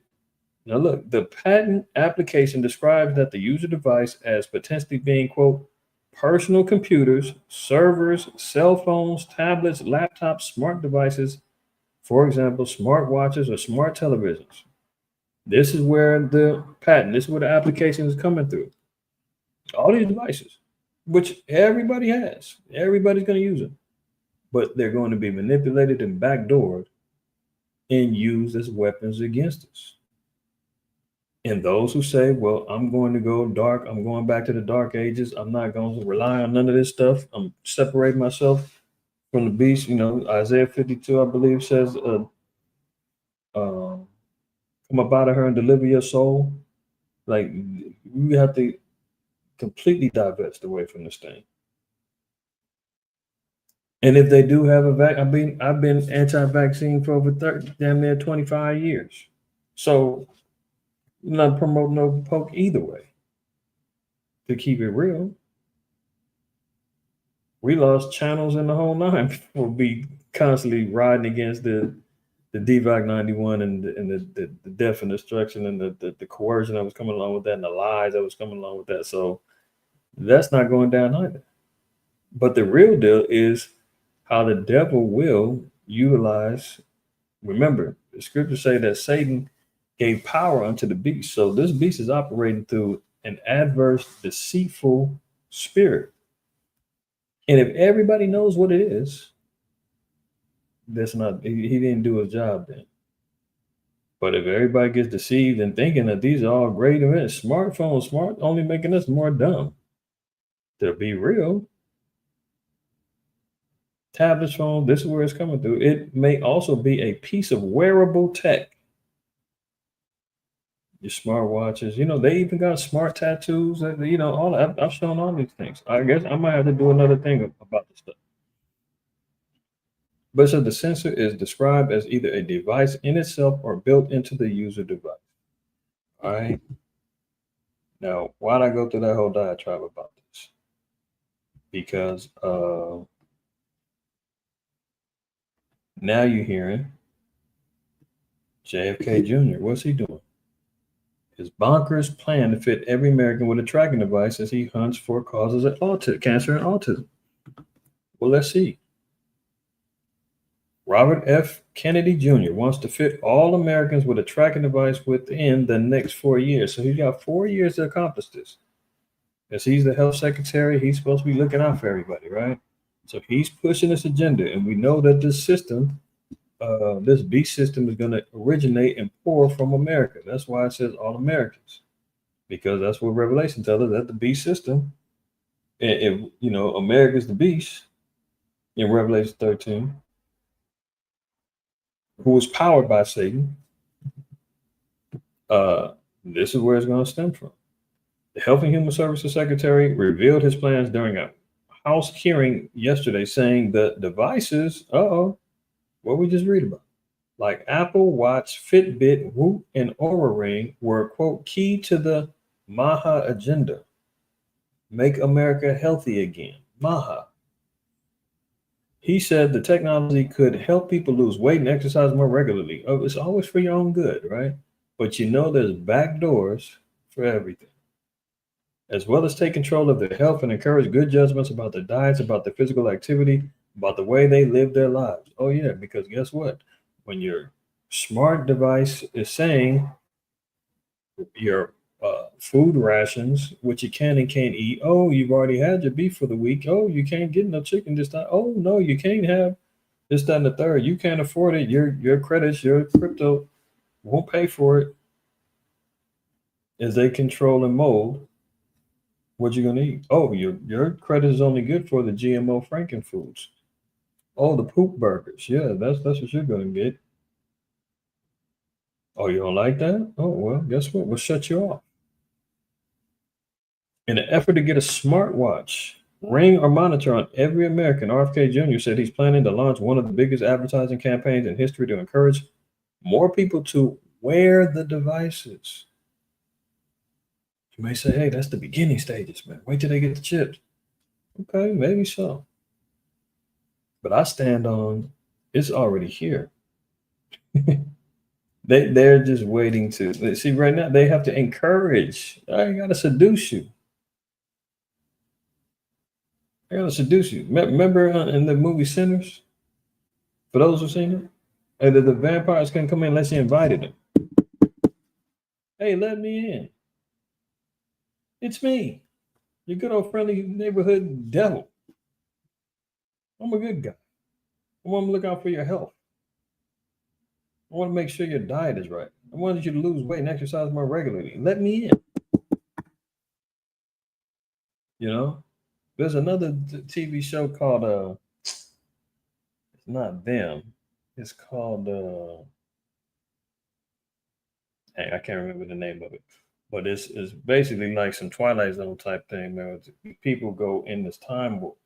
It's like they're on a bus trip and they go through this one city or this one little town, and they end up getting stuck there. But everybody that drives through this city or drives through this town end up getting stuck there, and there's no way to get out. But they end up finding out that there you go, UZL, from. That's it, from. Finds out, man, it's all kind of damn demons and come out at night and they smile in your face, they act all nice, man. True devils.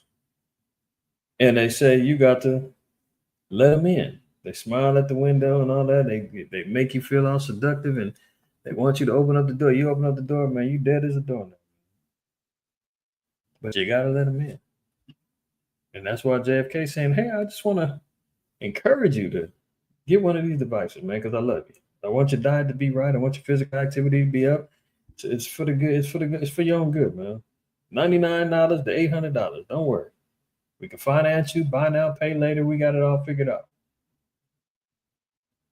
They said they're exploring how the government would pay for the devices for some Americans. Yeah, just like the Obama phones and everything else. How else are they going to make sure that everybody got something on them? They on Wi-Fi downtown and Skid Row. Everybody got cell phones. They got cell phones, and from Starlink all the way into Amazon, everybody's connected in this web. So technology is definitely going to be a part of the beast system. RFK Jr. is introducing the way to the way to hell. You know, look at this.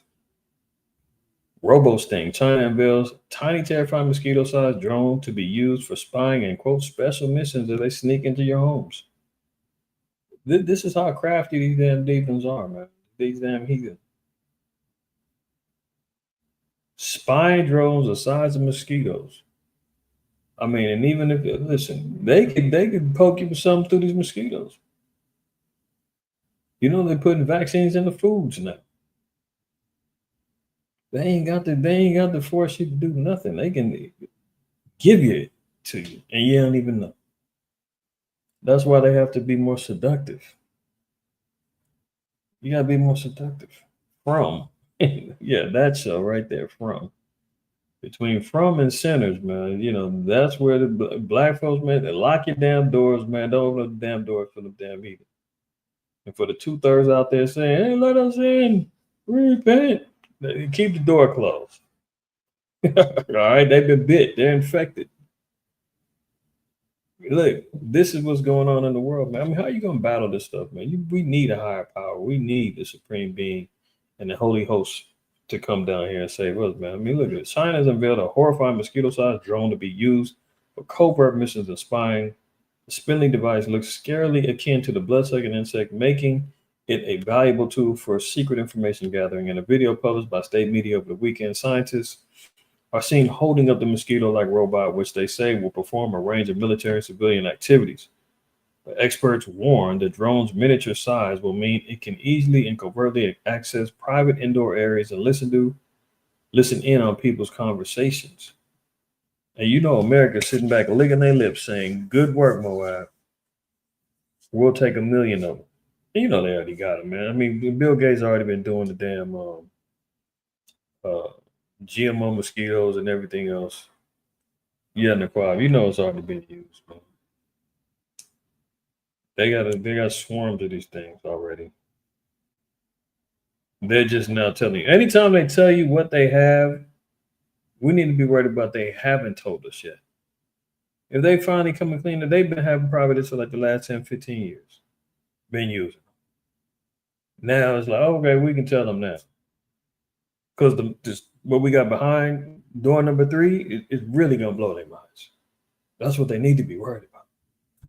Anytime they tell you what they got, is what they haven't told us. That's really where it's at. Trump admin is issuing an emergency orders. Power grids are straining under summer heat.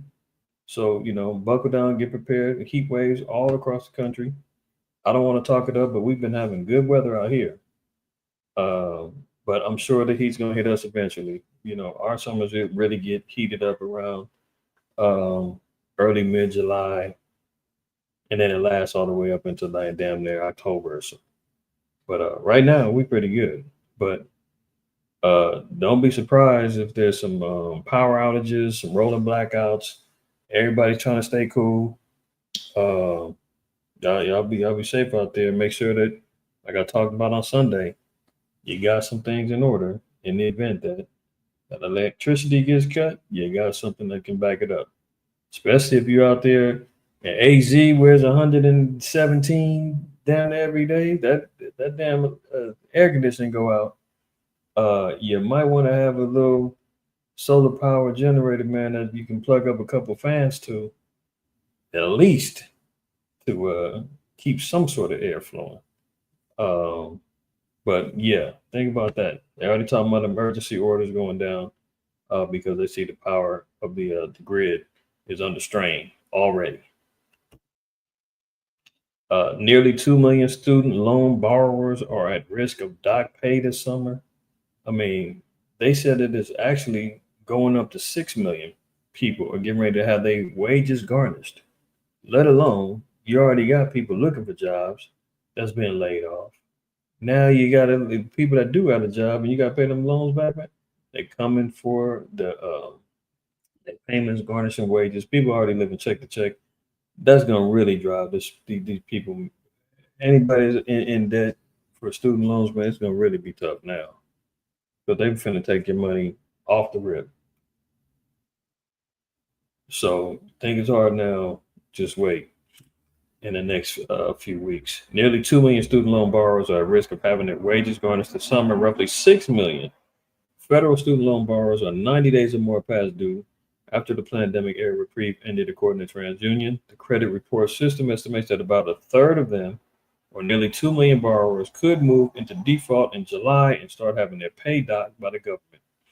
That's up from 1.2 million that TransUnion estimated in early May. So they lowball. They thought 1.2 million they was going to have to do it. They're up to 2 million now. And they said 6 million is 90 days past due. So it's only a matter of time before the other 6 million are going to have their wages garnished as well, if they're even working.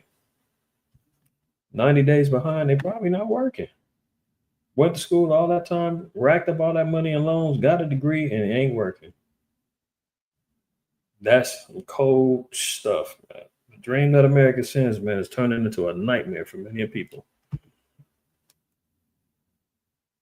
Rite Aid, brother Ashar hit me today, said, man, Rite Aid's closing. I'm like, what? I know they was closing some, but all of them? All of them. Which only gives more problems for, people that are in need of going to the local pharmacy. You used to be able to, now you got to go to a whole nother one. Who knows if it's in your same city? Could be, depending on where you're at. You might have to travel to go get it. I remember I did a store a couple of years ago that was closing. I believe it was Rite Aid or CVS, one or two, like in Boston. There was some old sisters that was like, damn, I already had to take the bus to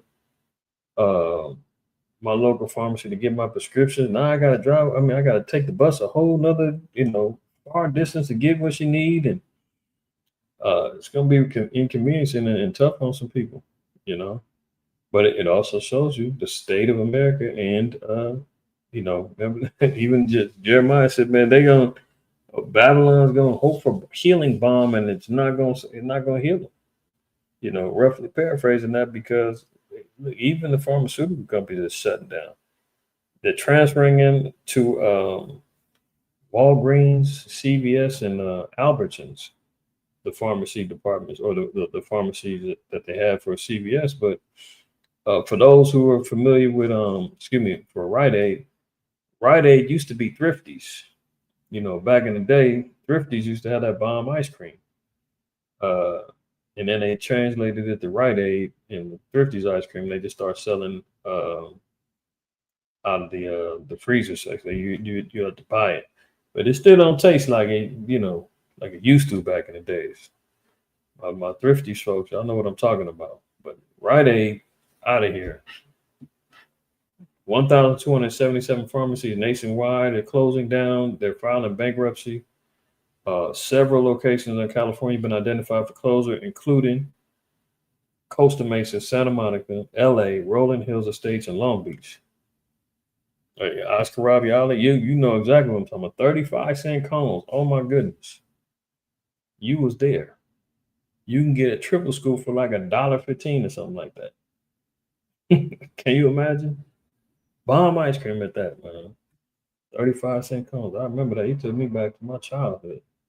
Wow. But they're out of here, man. Rite Aid. But look at this. Union is pushing to extend a $30 minimum wage to all Los Angeles employees. This is a complete joke. First of all, it's a pipe dream. It ain't happening. But look, it says industry groups warn that a $30 wage rate already approved for hotel employees threatens to trigger an economic tsunami. Economic tsunami. That means that California is on its way out the door. If minimum wage is $30 an hour, what does that mean the cost of living is in California? $30 an hour is not going to, listen, this thing is over. They're saying, well, we got to raise them to $30 to make a living wage out here. If it gets to that point, ain't nobody gonna be surviving out here. If your minimum wage is $30 an hour. So this is a pipe dream, man. You got people working the minimum wage right now. I think they're making $20 an hour at maybe McDonald's or the fast food places, retail, for most places. But all of them is working part time, or scattered hours here or there, no benefits. So they know how to balance things out. They'll flood it with workers working part-time. And still that part-time means they got about 2 other jobs and a side hustle just to survive. The same thing will apply if you can make it $50, it doesn't matter. It's all inflationary paper money that means that the value of the dollar is completely going to get lost in the sauce. The cost of living is going to be exorbitant to where you're saying $30 minimum wage out here. Please. That's right. Economic tsunami is really what's going to happen. But that's the things that they're tossing out there, man. Only giving us a heads up on the eventual collapse of this place, Chocolate malted crunch. Yeah, I used to like that. I used to like brownie. What was it? Brownie walnut.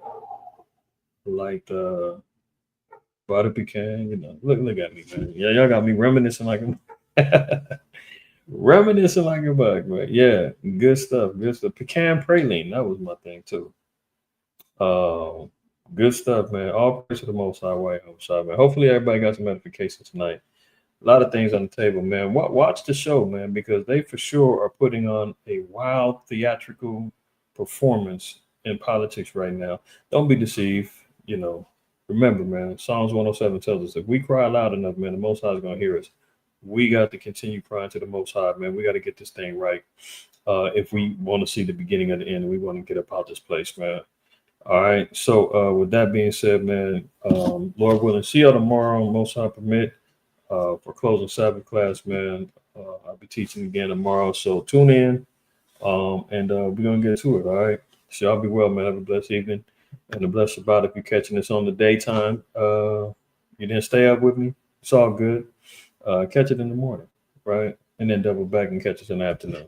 All right. With that being said, I'm gonna say shalom, peace, good evening. Y'all be well. Take care. Always remember, fear the Most High, keep the commandments. Don't shoot the messenger. I'm out of here.